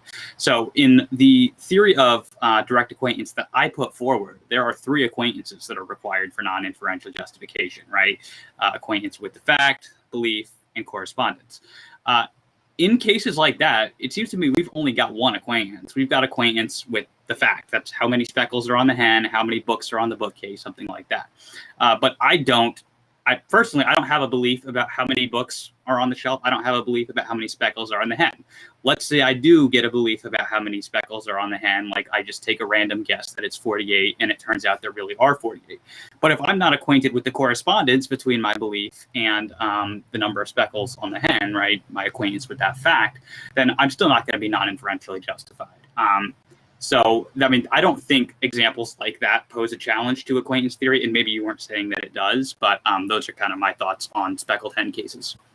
Yeah, okay, so let me just see it if I understand this. So in a case like that, or a complex perception case, we're acquainted with the fact, but we're not acquainted with our belief about the fact. We're not acquainted with a specific really belief. Form a belief about it. Or if you do, like maybe you just take a random guess. Maybe I just say like, hey, maybe it's 48 speckles. I believe it's 48 speckles, but I don't have any acquaintance with the correspondence between my belief and that fact. Then yeah, the belief's not going to be justified. Yeah. Okay. So where does the acquaintance with the belief and the correspondence come from then? Because it seems it has to come from the experience itself. Otherwise, we're appealing to something beyond that, and then the experience isn't serving as a foundation. But if it comes from the experience itself, then I just push the issue with what is it about the experience that sort of determines when you have those things and when you don't? Yeah, I think those are good questions, and we don't necessarily have to have an answer to them. Like maybe you do form the belief on the basis of the experience, but the point is that the belief is justified when you have three acquaintances in place. Right. So as to how exactly those acquaintances arise, I think that's an interesting question. And so I think probably very frequently we do form them in response to experiences, though I wouldn't be able to give you details. But I just don't know that we need an answer to that in order to say that we know that, at least in some cases, we do have those three acquaintances.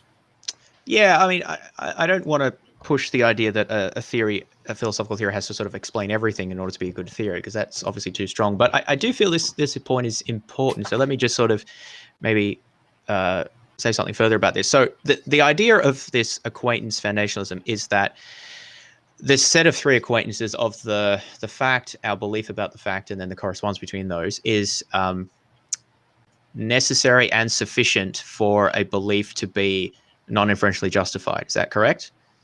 Correct. Okay.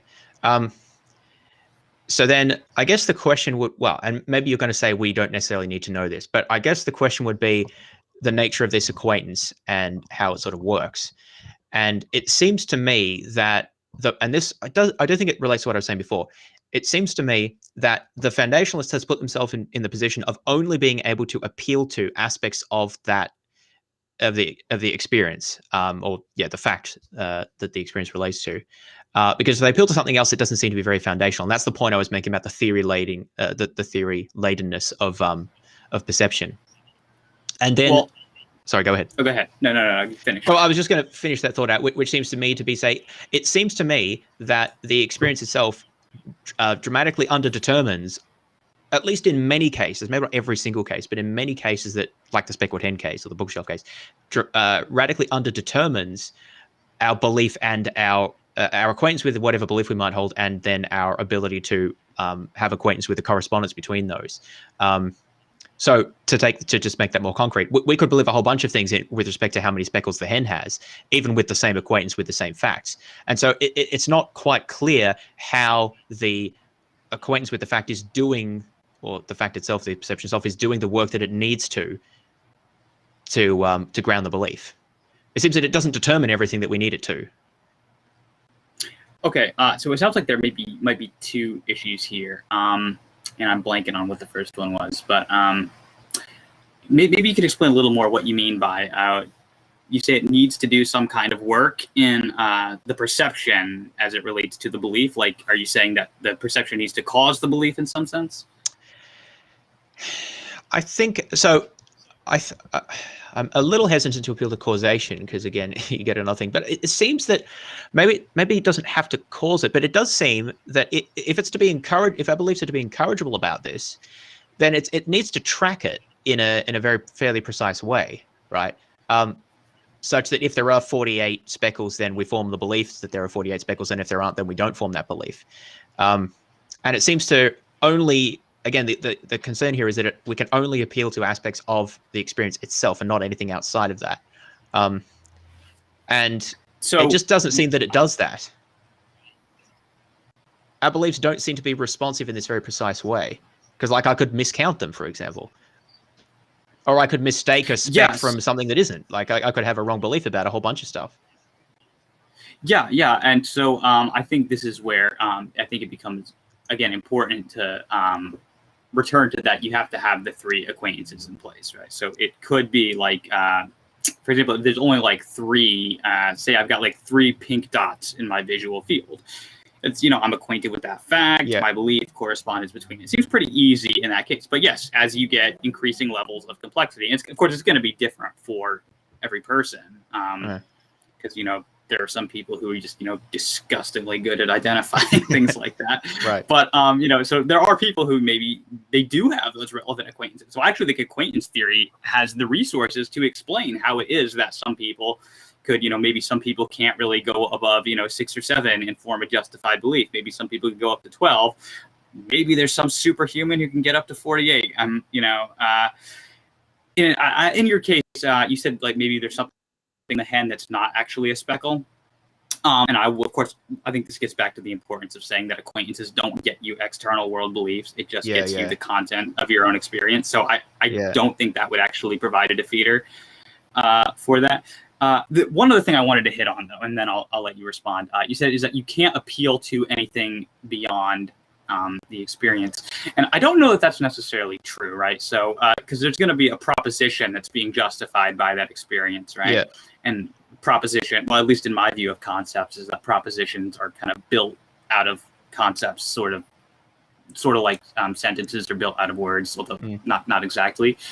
So, I don't have a problem with you applying those concepts to it. I think you actually have to do that. I don't look at that as appealing to other beliefs, though, because I don't think a belief is necessary about how you get those concepts. I think we are acquainted with our own concepts that, build up the proposition. So I just include that in saying we're acquainted with our own beliefs. Does that make sense? Okay, so that's very interesting. So the concepts that we're using to form the belief just come from our acquaintance with our own concepts. So that doesn't seem quite right to me, but I hadn't thought about it quite in this way. So why doesn't that seem right? Well, okay, so one thing, though, this comes back to something I've been saying repeatedly, is that our concepts can be confused or mistaken. And so if we're appealing to those concepts to do justificatory work, then we're not going to get the sort of foundation I think that you would want. And let me just draw that connection a bit tighter, because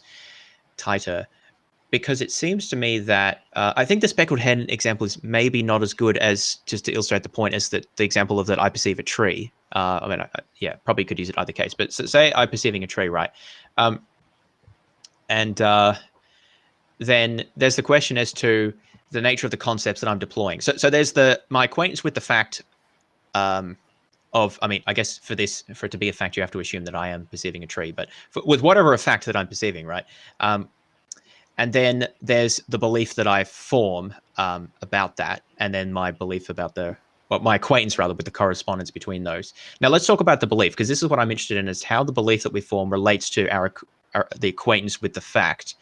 Because it seems to me that in order to tell a story about where that belief comes from, at least for a lot of cases, you need to tell a story about some sort of, I'm going to say inferential process, and I don't necessarily mean conscious inferential process, that examines properties of the experience and compares it to an appropriate description of those or representation of those properties. So counting the speckles would be a sort of a simple example of that. And again, I don't necessarily mean like actually the consciously counting them, but like there's some mental process that is involved there.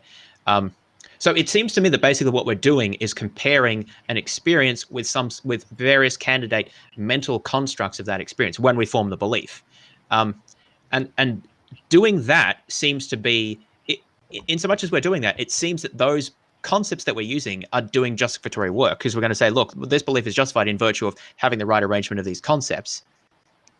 Okay, so is this kind of, it sounds like what you're getting at here is though, so say I have like, go back to the speckled hen, right? You're saying we have to count the speckles on the hen. Not consciously. I'm saying that there's some sort of comparison there between the experience, or an aspect of the experience, and our mental representation of the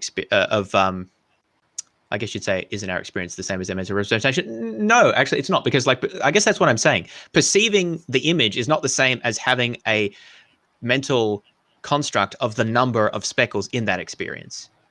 Right. One is our belief about the some aspect of the experience. And so I'm asking about how the latter is formed from the former. Yeah, and I think that this is an interesting question. I'm not sure how relevant it is to the theory of justification, because it seems to me that a lot of our beliefs, kind of come to us honestly automatically. Like we just form beliefs in response to things. Like I believe I have a computer in front of me right now, right? And so, I don't have to like rely on memory or anything. Like in the case of the speckled hen, it would have to be an inferential belief, because you're relying on memory for doing counting. But so I mean, do you think I need to be able to tell a story of how I reached the belief that there is a laptop, it appears to me? Not you personally. I'm not saying that the person. I think the theory of justification needs to be able to give an account of this. So let me give a simpler example then. Let's take the 3 dots, right? The 3 pink dots, so that we don't have to like have a memory aspect there. So it does seem to me that if we see 3 pink dots, you might say we have direct awareness of those dots, but there's also an aspect of which we form a mental representation of the number 3 as describing the number of those dots. And that there's a sense in which that conceptual representation of that aspect of the experience is formed out of a set of concepts. And then we could say, look, it's justified in virtue of there being a correspondence between one aspect of the experience, namely the number of the dots, and then our mental representation of the number of the dots. So the point I'm making there, because I feel like you could agree with most of that, but I think that the fact that there is a sort of let's call it a constructive process of our belief about some aspect of the experience means that we're appealing to existing concepts in order to justify the concept that comes. So like you say, well, why do you have this idea that there are 3 dots? You say, well, here's a notion of 3, like obviously these are very simple concepts, like here's a notion of 3-ness and my idea of like how that works in enumerating, but we're still appealing to those. And it seems, and I think this is the key point, it seems that they're doing justificatory work here in justifying that this is the right concept that I've derived, instead of a 2-dot concept, which would not be the right concept. Okay, I mean, it seems to me that any theory you want to bring, any story you want to tell of how it is that we arrive at this particular belief, the belief that and the right one is important. How do we know that it's the right one? Right. So for my view, it's it's the right one, again, by the acquaintance with the correspondence between that belief and the fact. And it just seems to me, I can take any theory you want to go with as to how the person ended up with that belief. Yeah. It's once you've got the acquaintance with the correspondence between that belief and with the fact, which of course you would also have to be acquainted with. But when you've got acquaintance with that correspondence, then it seems to me that is how you know that it's the right one, because the belief is true, on my view, when it corresponds to reality. Yeah, and so I think that the correspondence there is that the acquaintance with the correspondence is smuggling in, I mean, I guess that's a laden term, but I think that implicitly is being appealed to the conceptual framework that we use to assess that, essentially. So I think that is doing justificatory work. I'm not saying that we're consciously doing that, although I guess we could, but like in the 3-dot case, that's not a conscious thing that we're going to do. We're not going to consciously like count them. But I still think that those are being appealed to. And I guess this probably just reflects the way that I think about it as a coherentist, right? Because I think it's sort of a total mental state that we're trying to explain, and that also does the justificatory work itself. And I guess my concern is that, like, I guess you could just define justification in a way that, like, that doesn't count and it's something else.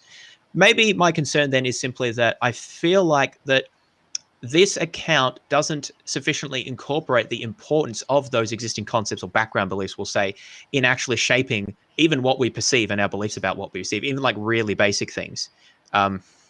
So maybe I'll give an example of like the duck rabbit, where like you look at it, like it's the same stimuli. I assume you know what I'm referring to, right? The duck rabbit. Yeah. Just making sure, because if you haven't seen it, it won't be very helpful. But yeah. So the duck rabbit is basically like it's a pattern, a shade, an image that if you look at it kind of one way, it looks like it's a rabbit's head. If you look at it another way, it looks like it's a duck's head on its side. Most people probably seen this. Now, this is interesting because the perception is obviously, the literal perceptual input is obviously the same in both cases, the sensory input, but the perception we have can be different, and it can sort of flip-flop between the two. Now, I wanted to appeal to that because suppose that I don't know anything about ducks. I've only ever experienced rabbits.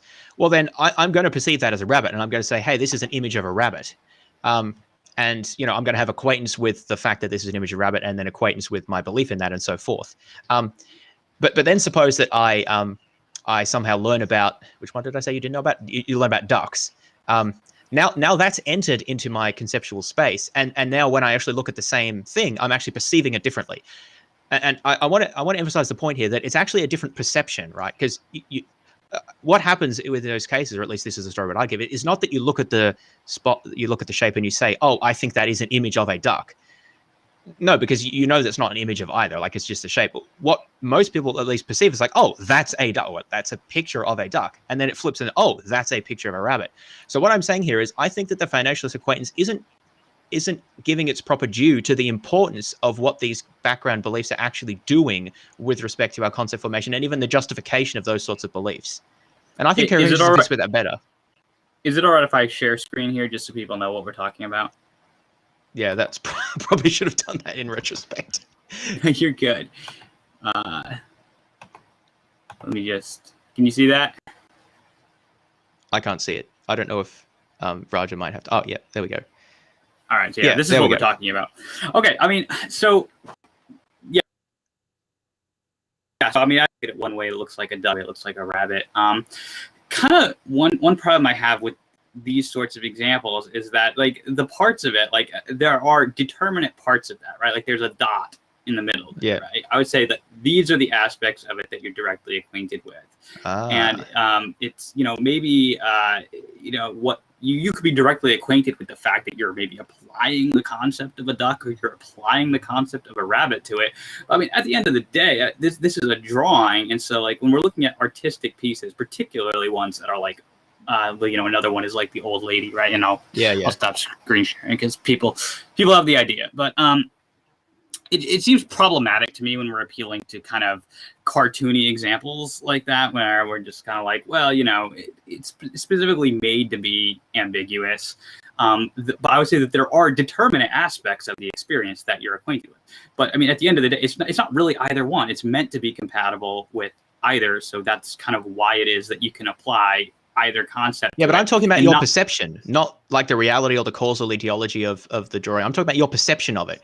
Your perception is determined, it seems, by the concepts that you have, and will actually feature in your justification. Like, well, why do you think it's a rabbit versus why do you think it's a duck? If you only had one of those concepts, you'll have one set of things to say, but then you form the other one. And I think that's just a critical aspect of all of our beliefs. This obviously is a simple example to illustrate that point, but I think it applies much more broadly. Like if I say this is a tree, and well, maybe it's actually not a tree, it's just a bush that looks like a tree, and then that fits in my concept of a tree. Like, I think this is actually a very broad point. Okay, I mean, I get what you're saying there, and so maybe we could think of it this way. Maybe we could say that. So would you say that? Which one did you say first? Duck or rabbit? What's the first one that the person thought of? Rabbit. They don't know about ducks. Okay. They only know about rabbits. So the person has no concept of a duck. Could they at least have an incorrigible belief that they were appeared to as though there was a duck there? Well, not if they don't have the concept of a duck. No.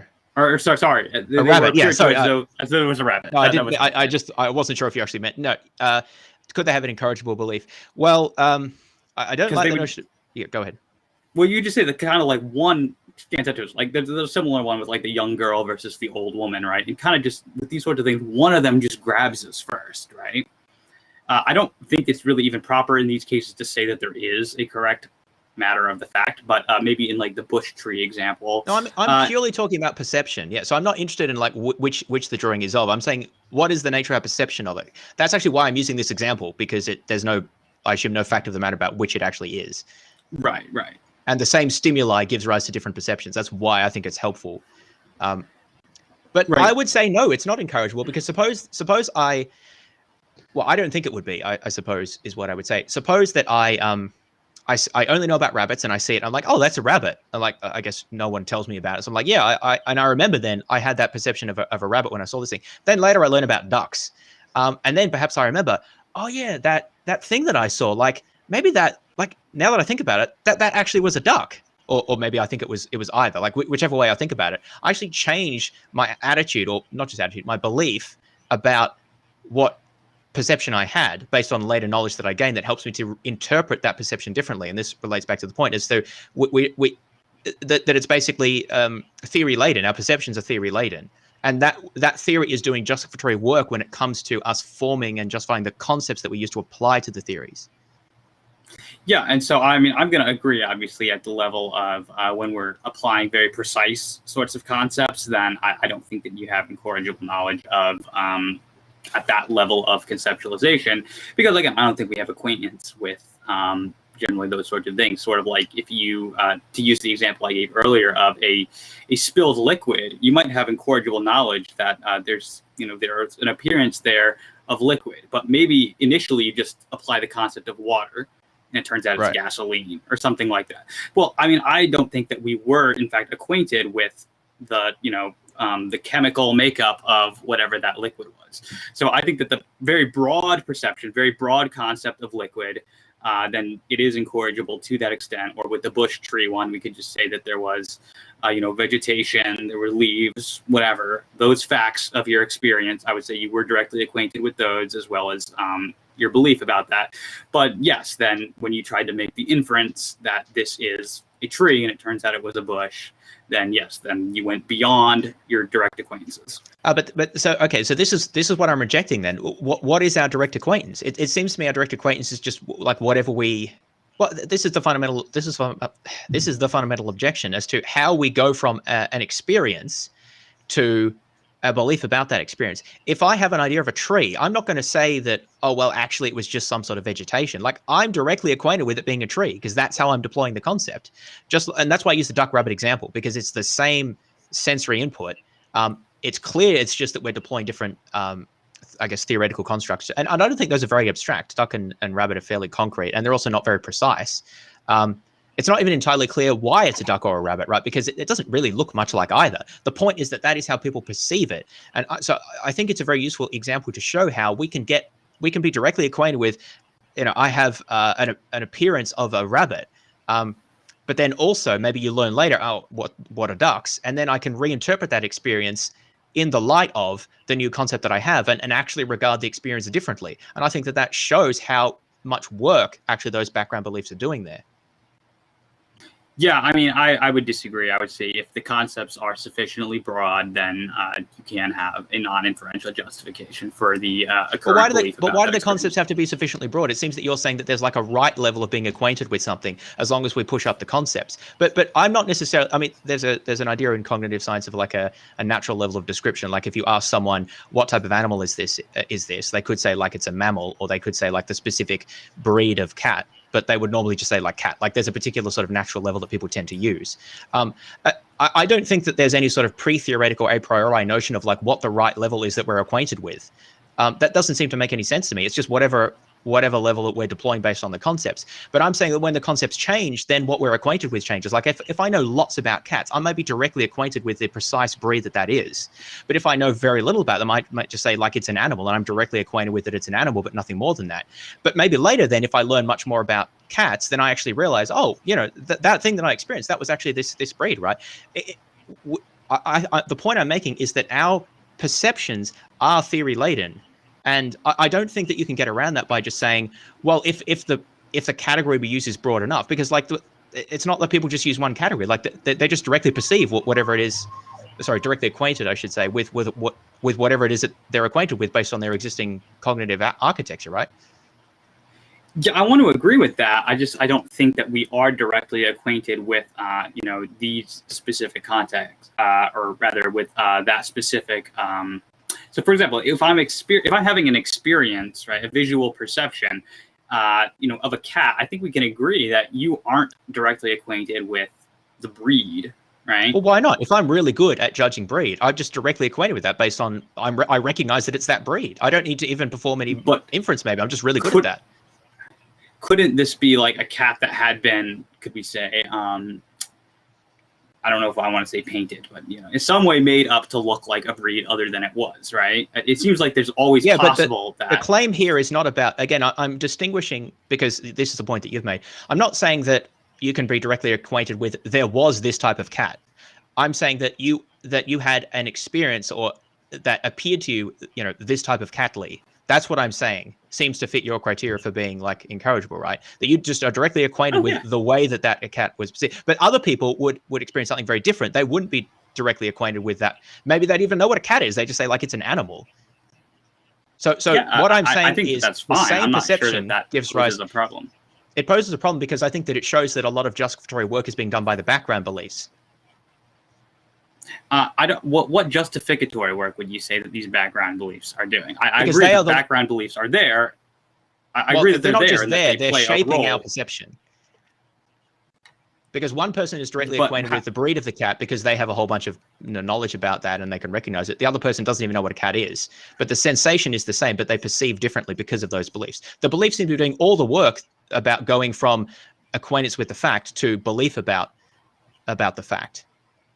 And so when you ask for what is the justification of that belief, you want to say, well, it's non-inferentially justified. It seems to me that that's wrong. It's justified in part by the perception, but also by the sensation, let's say, but it's also justified by a whole bunch of beliefs that are then shaping the perception that they form on the basis of that sensation. Yeah, so that's, I think, where we disagree. So I think that, yes, you have to have maybe the concept of the cat, right? So the concept of the cat, you have to have that in your belief in order to be acquainted and how to recognize with it, a cat. What makes something a cat? Like what visual aspects you're seeing there? And that seems to do justificatory work.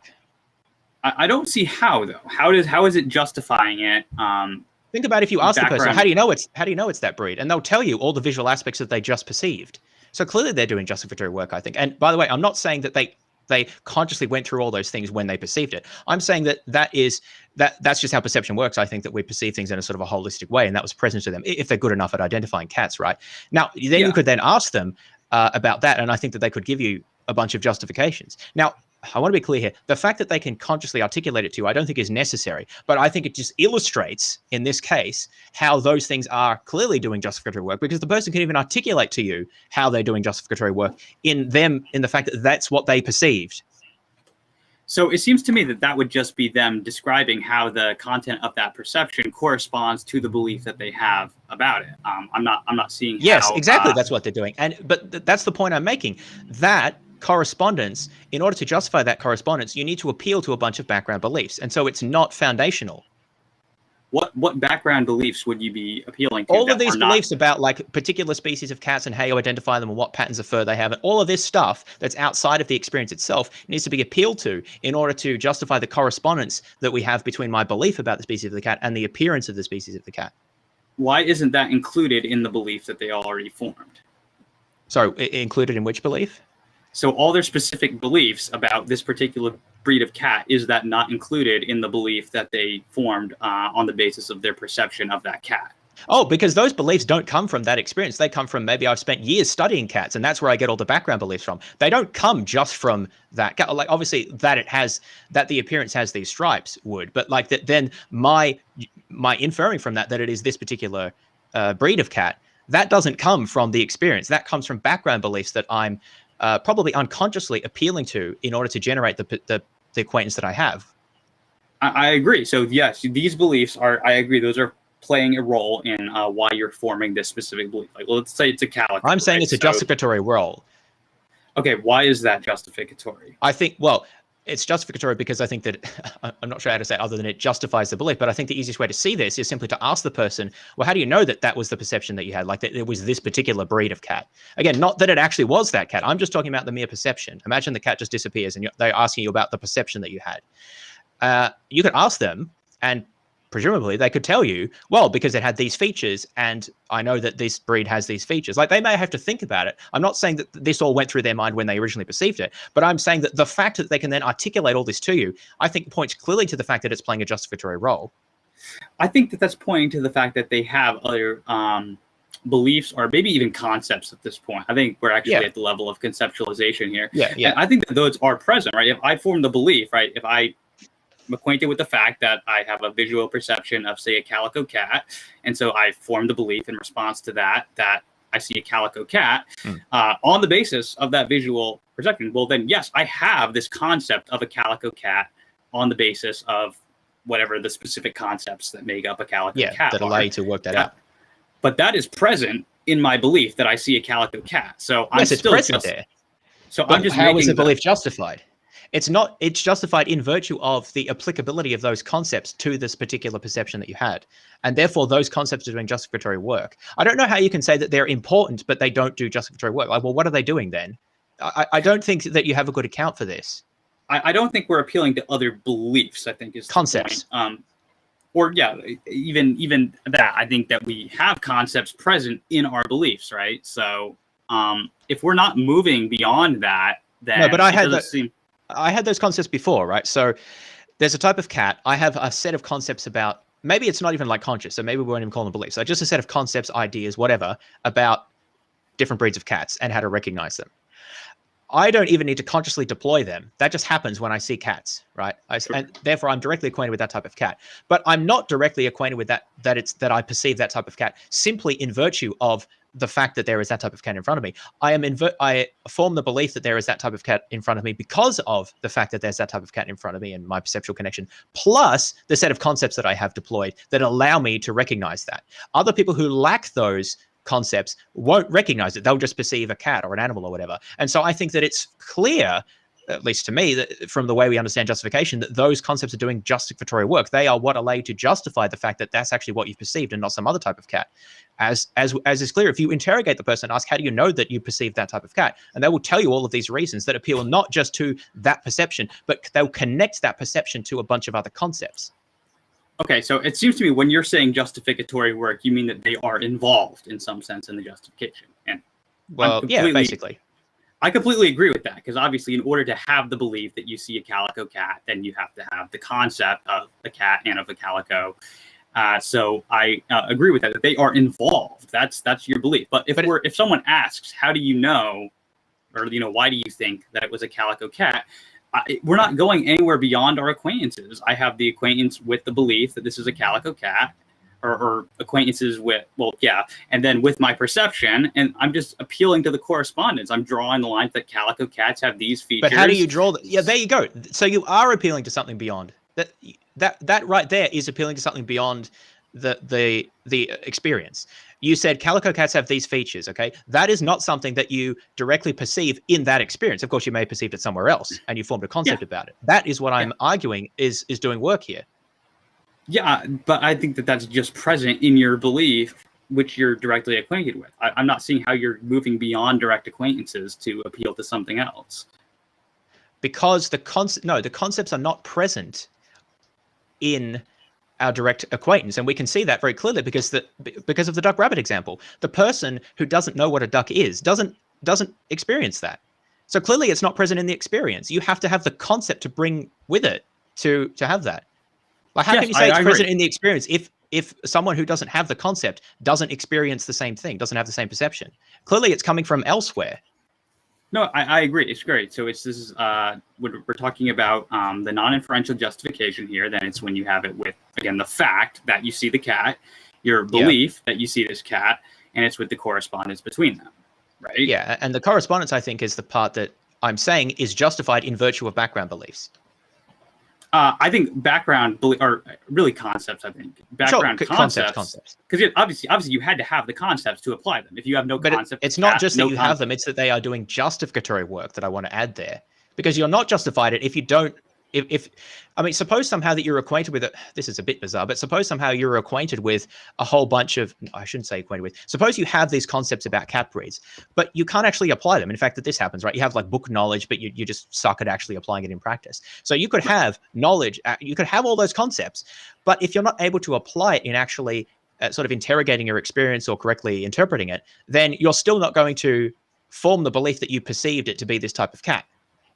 Yeah, and I would say what's lacking in that case then is the acquaintance with the correspondence between your and so what is necessary for the acquaintance with the correspondence? What do you have to have apart from the acquaintance with the fact? In order to have a justified belief, you'd have to also have acquaintance with, of course, the corresponding belief, and then with the relation of correspondence. Yeah, because it seems to me that.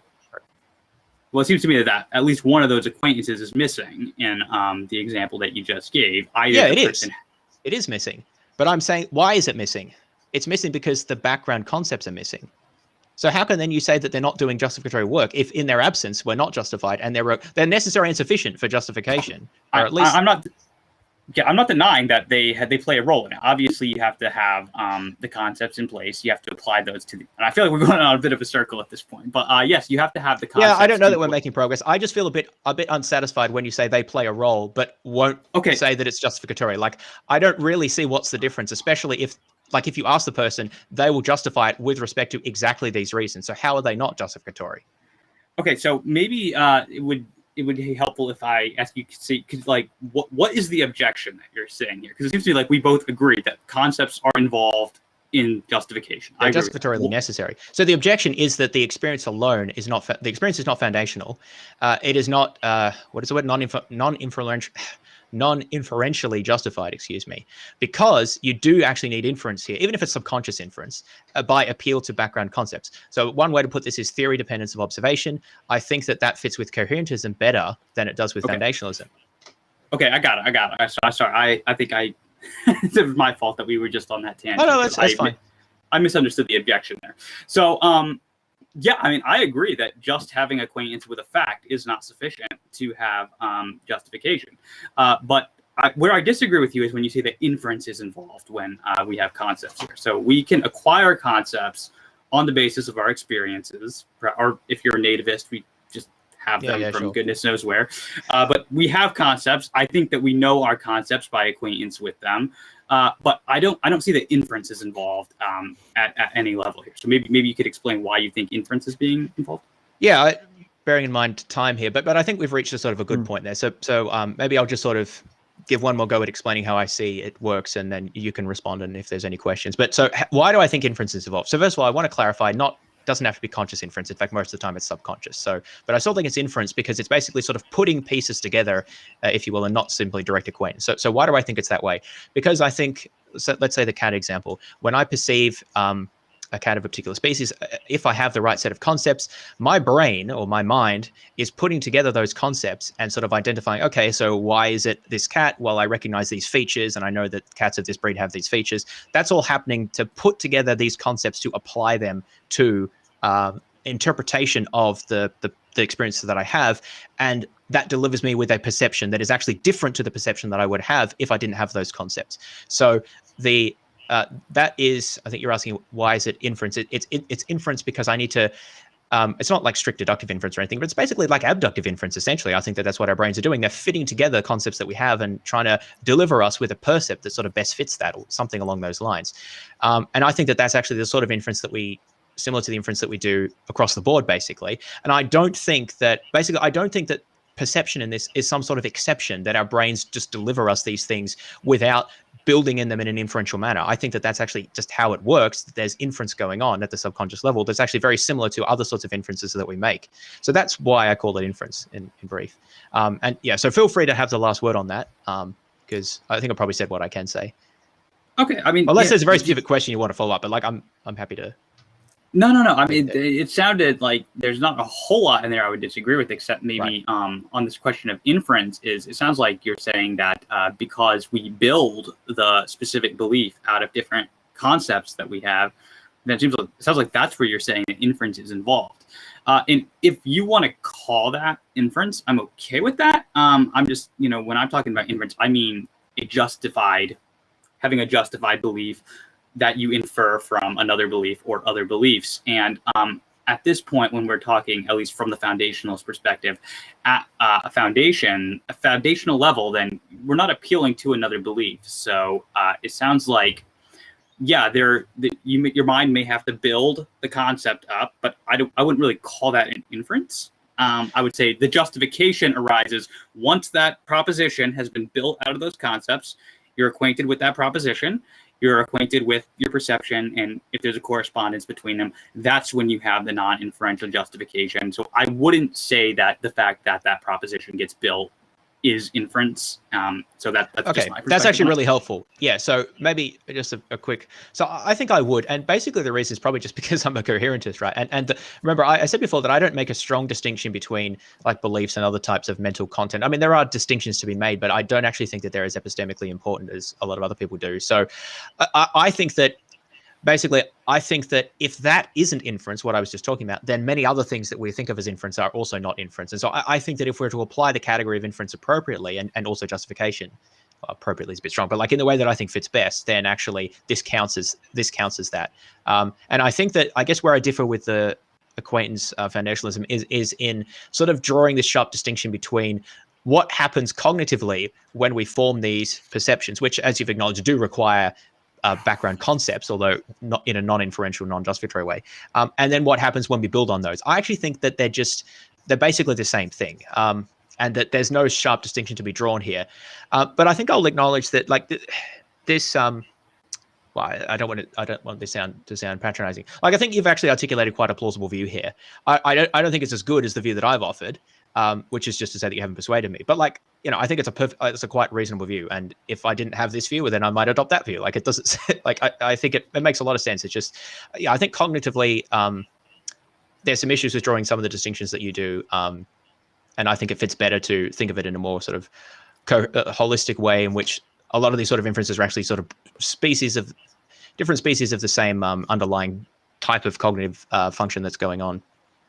Yeah, and so I guess where I would want to go on that is that I would say I don't think we're as far apart maybe as some people would have thought, Yeah. like I said, in the first place. I agree. Because it sounds like some of your appeals here is what I would want to call an appeal to a foundation, or an appeal to, in some sense, an acquaintance.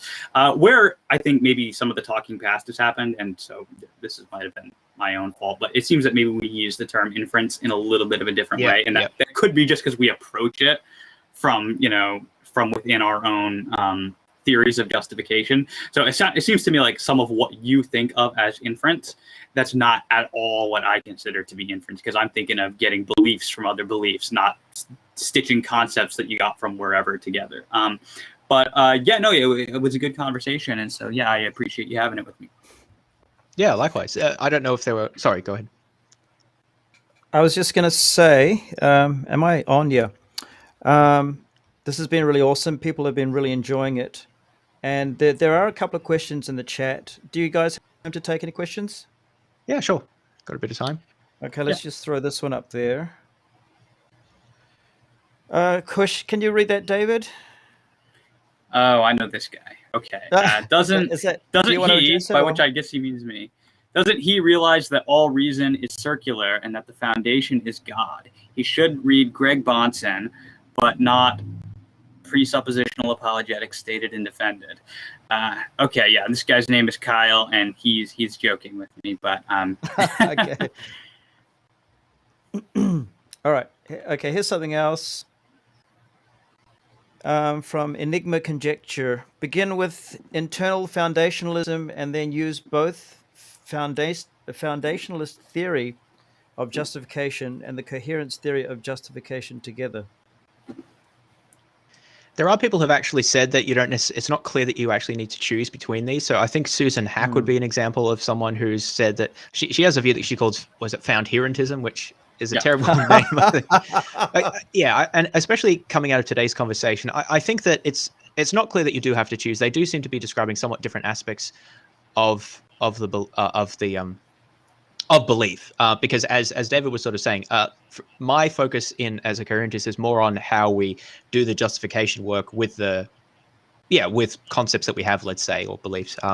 Whereas David's very focused on those things that he thinks of as foundational. And I'm happy to grant that we sort of have these things. I don't necessarily describe them as foundational in quite the same way, but like there's a lot of commonality there. And partly I do think that it's what sort of questions seem most important to you.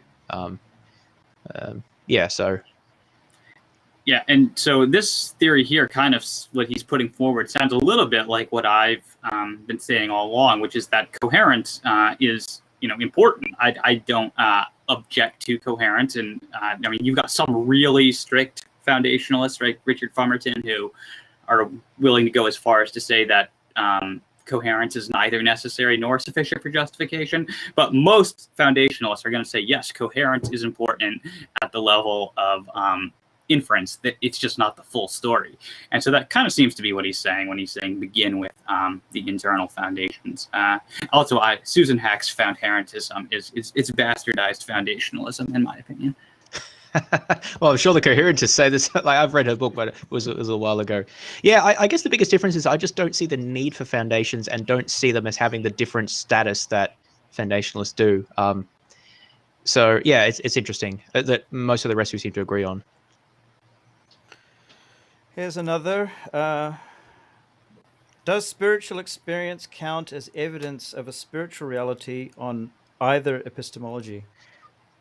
All right, so this is actually a question that I can sort of use to direct it at David. So a lot of, I sort of said this before, but maybe I'll emphasize. So a lot of people, people have told me that they're directly acquainted with like Jesus, like they have a direct relationship with him, maybe direct, not in the like physical sense, right? But in the sense of that they know anyone, right? That they know Jesus and have a relationship with him, or other religions as well, right? Now, I mean, I don't know where you stand on that sort of knowledge. I would disallow knowledge like that on the basis that it doesn't provide the best explanation of their experiences, right? And obviously, I'll have a lot of stories to tell about that. I'm interested in what sort of story you tell about that sort of acquaintance. Okay, yeah. So, and I wanted to hit on this before too, because I think there's two issues here. There's the problem of can't people just claim direct acquaintance with all kinds of gratuitous beliefs and basically use this to justify whatever they want? I mean, the answer is yes. There's a difference between claiming to be acquainted with something and actually being acquainted with something. I mean, people can claim to see things they've never seen, to hear things they've never heard. That should not, in my opinion, undercut the justificatory power of visual perceptions and audible sensations. So, because people can abuse an avenue of knowledge, that doesn't actually mean that it can't be justificatory. But on specifically this issue of spiritual things, I don't claim to have any kind of direct acquaintance with God or anything. I believe in God's existence, but it's an inferential belief for me. I would allow that a person could have direct acquaintance with some kind of, let's say, what people want to call a religious experience. But that does not, in my opinion, get you non-inferential justification for God's existence. So I don't think that belief in God can be properly basic. You could have an experience of something that you take to be religious or divine or something like that, but you're going to have to make an inference that God is in fact the best explanation of that experience. And maybe he is, right? So I'm not going to say that there's no way that God could communicate with a person directly. I think he could, and indeed that he probably does, but I don't think that makes it an incorrigible belief. I think that you do have to at least make one level of inference to God as the best explanation of whatever acquaintance that you perceived as divine. Yeah, I think that's a really interesting and good answer. I guess I would just say that I'm still a bit worried about this notion of inference, because you're deploying the notion of inference here. I don't want to get into this again. I just want to flag the point. You're deploying a notion of inference here to say, look, you think that there's inference involved and it wouldn't be something that they would have direct acquaintance with. But then when we talked about like visual cases, what I would describe as inference, you would say like, well, no, that's not really inference and we can have direct acquaintance with it. I guess my concern is that it seems to me that basically the things that David, you were saying about why we can be directly acquainted with like a visual perceptual things like that, people like do say about many other sorts of things. Now, of course, the fact that they say it, they still could be wrong, but I guess I'm a bit worried about what, in virtue of what are they wrong if they can seem to satisfy the requirements of acquaintance. Obviously, there's going to be like, I understand it's going to depend on the case, right? But I guess I'm a bit worried whether foundationalists have the tools there to distinguish between what they would want to allow and what they would want to disallow. I mean, I think this is why it's important to say that my view is that we can be directly acquainted with, or rather have non-inferential justification for perceptual beliefs and for simple analytic truths. Because when we're limiting it to perceptions, then that does not get you like any external world belief at that point. And that's going to include a belief in God's existence, or, at best it's going to be like I have an incorrigible belief that I had a perception of a duck or something like that. But it's never going to be, because I think direct realism is just subject to like really devastating counterexamples. So yeah, I mean, if you limit it to perceptions, then these kinds of dangers, they just don't arise, because all you can say is I was appeared to this way. Yeah, I think that's fair enough. You want to go another one? There's something else here. I have a question about the phantom limb pain that amputees sometimes have. How would that filter through David's account and that of James as well? Want to go first, James? Well, I sort of raised this point before that because I feel like I know what David's going to. Well, I could sort of preempt it. So, yeah, I was appealing to examples like that. I don't know if I specifically mentioned phantom limb pain, but where it seems that people can be mistaken even about fairly like direct perceptions like that. So I think I used a headache example where someone, or what is it, stomach flu, someone could perceive that but be wrong.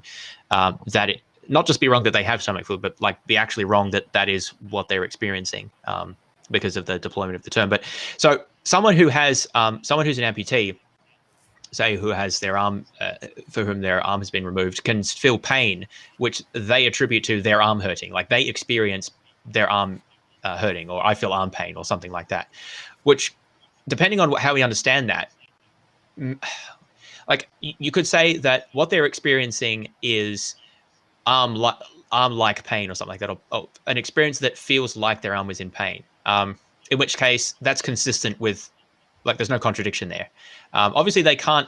If you think that experiencing arm-like pain entails that they have an arm and that the pain is actually generated in a particular way, well, then obviously that is wrong, right? I think I mentioned referred pain as well, where you can feel pain in one place that's actually caused by a different place.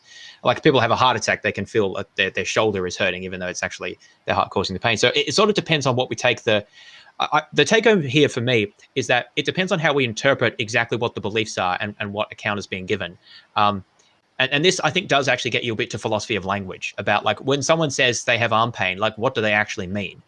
And because under some interpretations, they could be wrong about that. Under others, they can't be wrong because it's just like an experience as if they had an arm or something. But anyway, yeah, I'll pass over to David.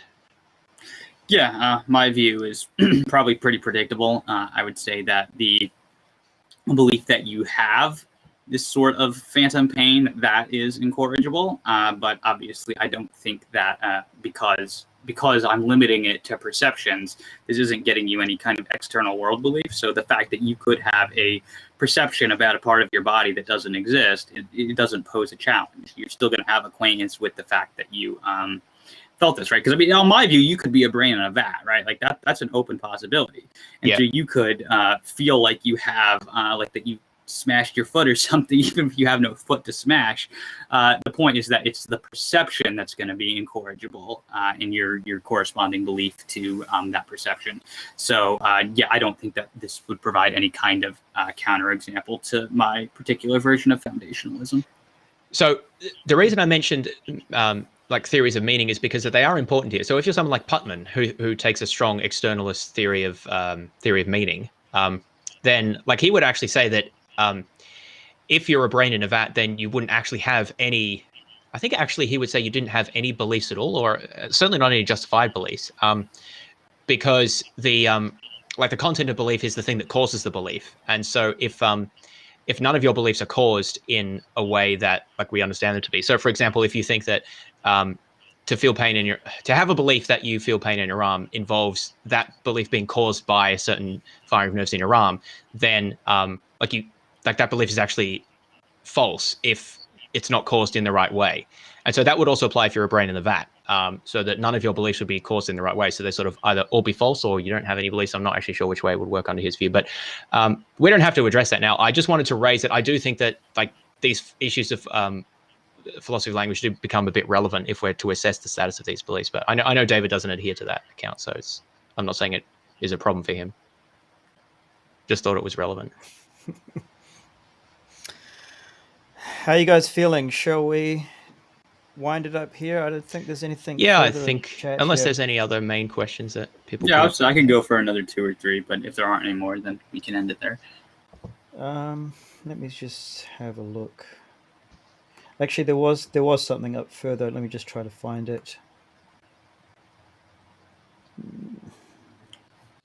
This is where we take a commercial break. Oh no, it's further than that.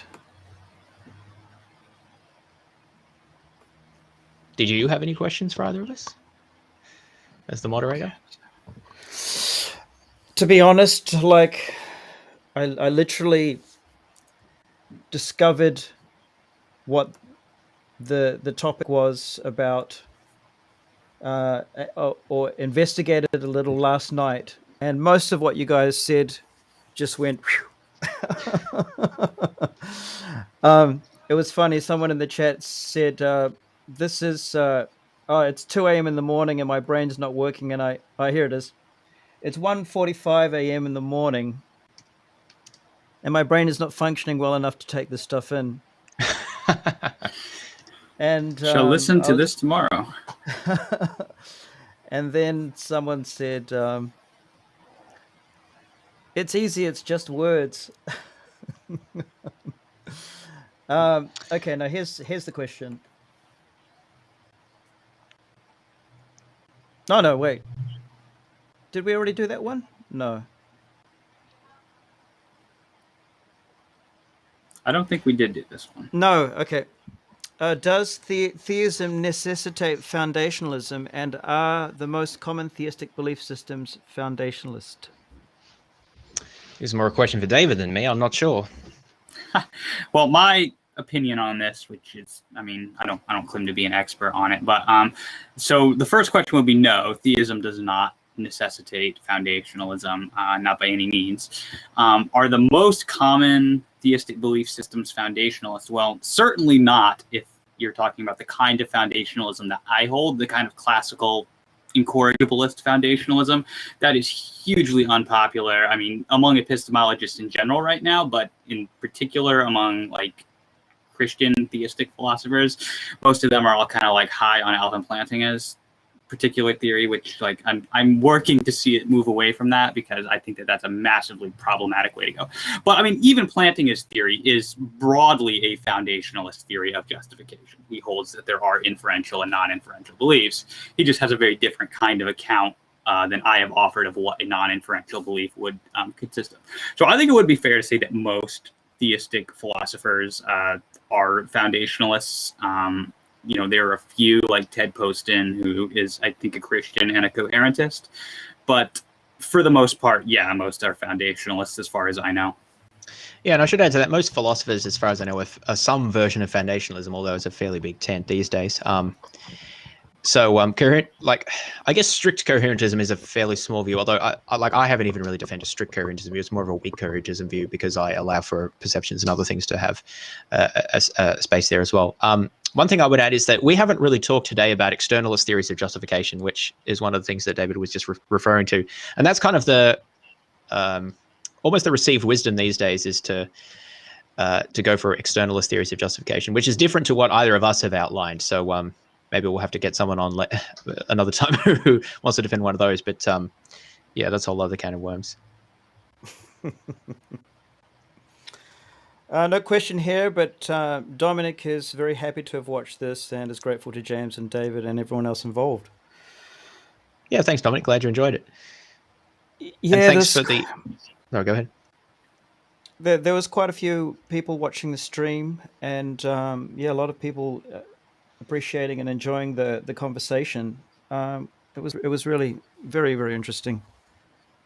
Yeah, so I definitely learned a lot. I think I understand acquaintance theories of foundationalism better, which is good. And as I said, I think it's actually moderately plausible. I don't think it fits as well, but I think that it's I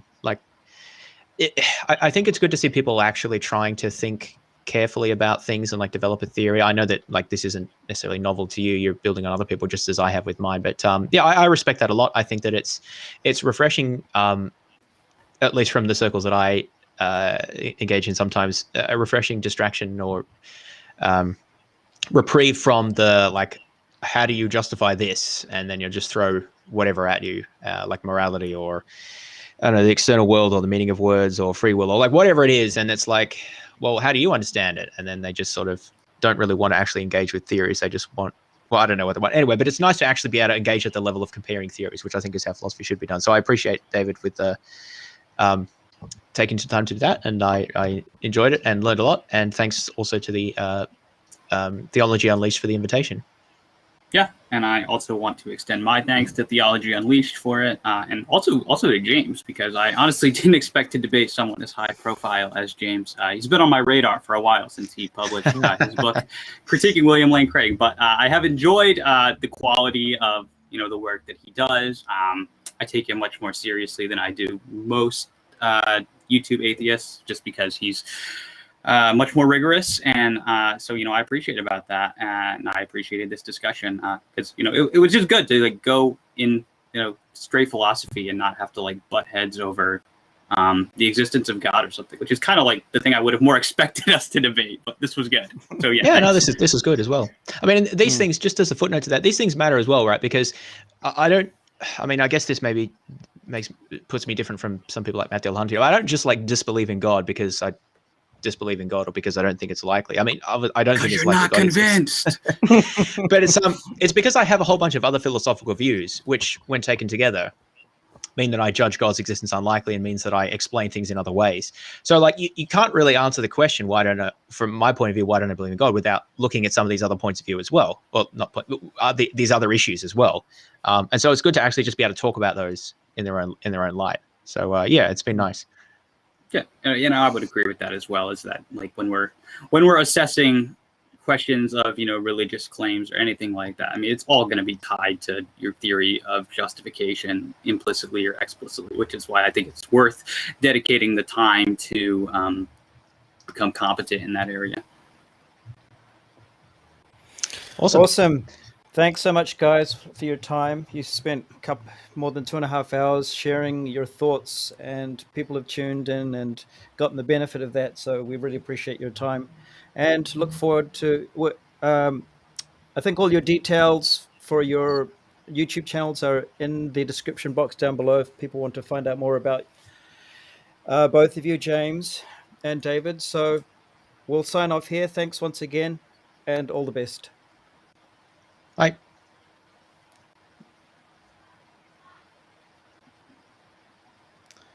And I think I just clicked this end stream button to finish it all.